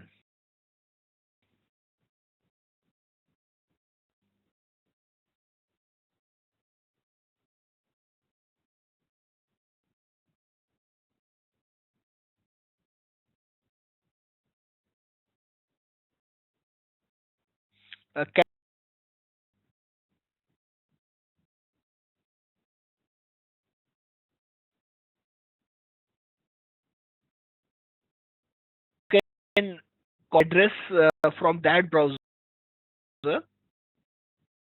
Yeah. First select it. You're not able. No problem. Do you can cross it. Just this tab.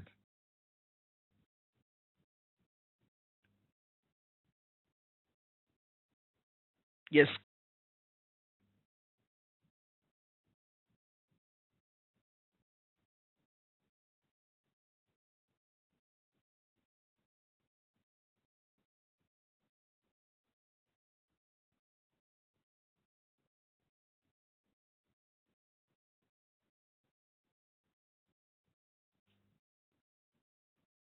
Okay. Let's do one thing. Let's send you address. Just a moment. Just to send you the address.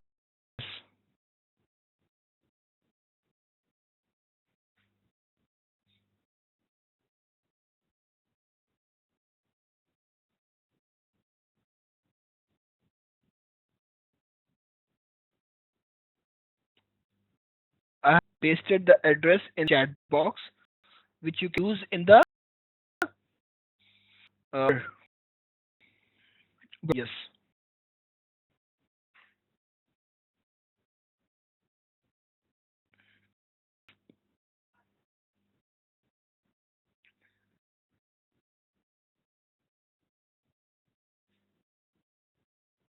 You can make it in the password.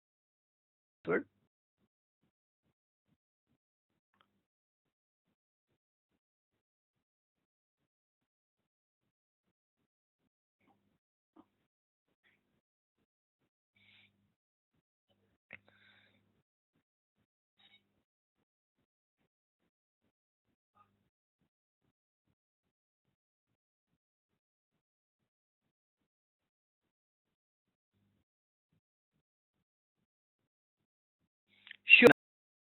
Now,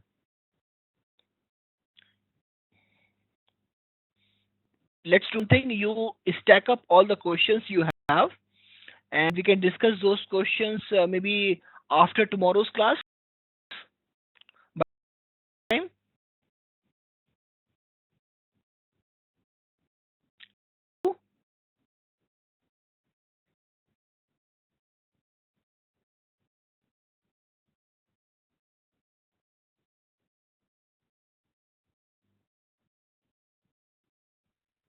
Because like uh, uh, mid-year, so it is straight in the 9. Yeah. So just know all the queries, all the questions you have, Brianna, and we can discuss those questions into after tomorrow's class.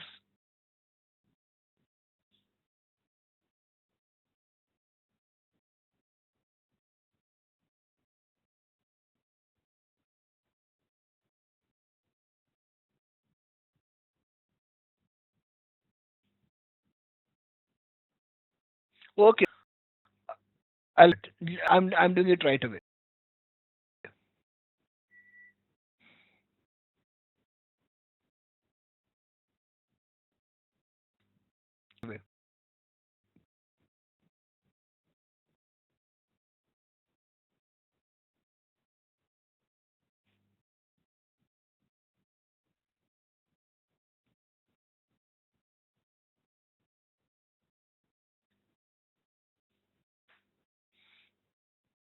sharing HYP with this is HYP. Then I would be sharing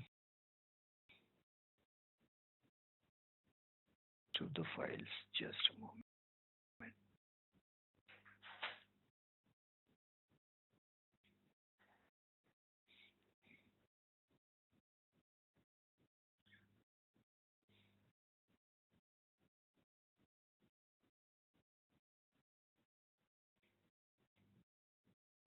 Claim insurance.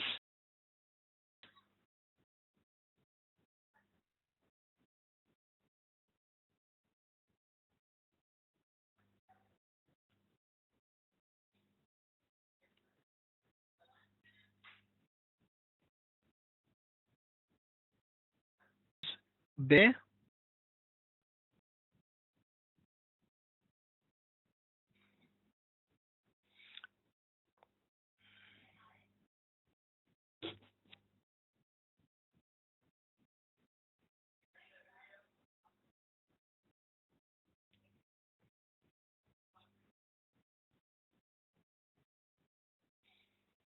And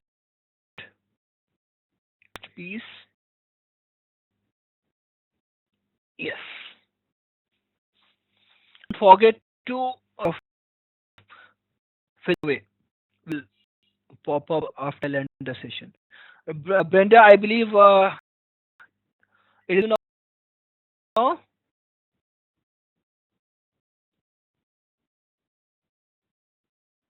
and you will be able to import it as well. Have that library, you can walk.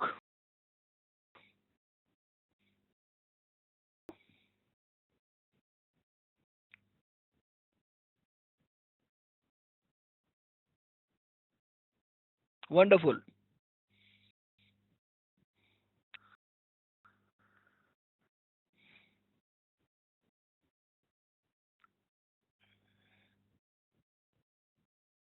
Here, now you can give me the presenter access back so that I close the session and go back to sleep. Have a wonderful day. No problem. These things keep happening. Have a day and keep your day. It is very good to see. Access back, please.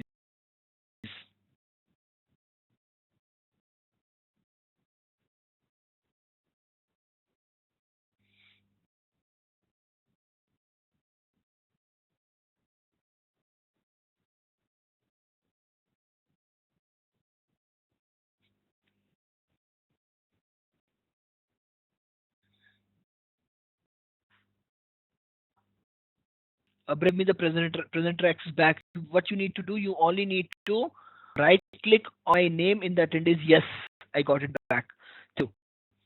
Uh, See you tomorrow, everybody. Have a wonderful day, night. Those who are in India, see you tomorrow. Please do it to fill away. We close the lid of your laptop.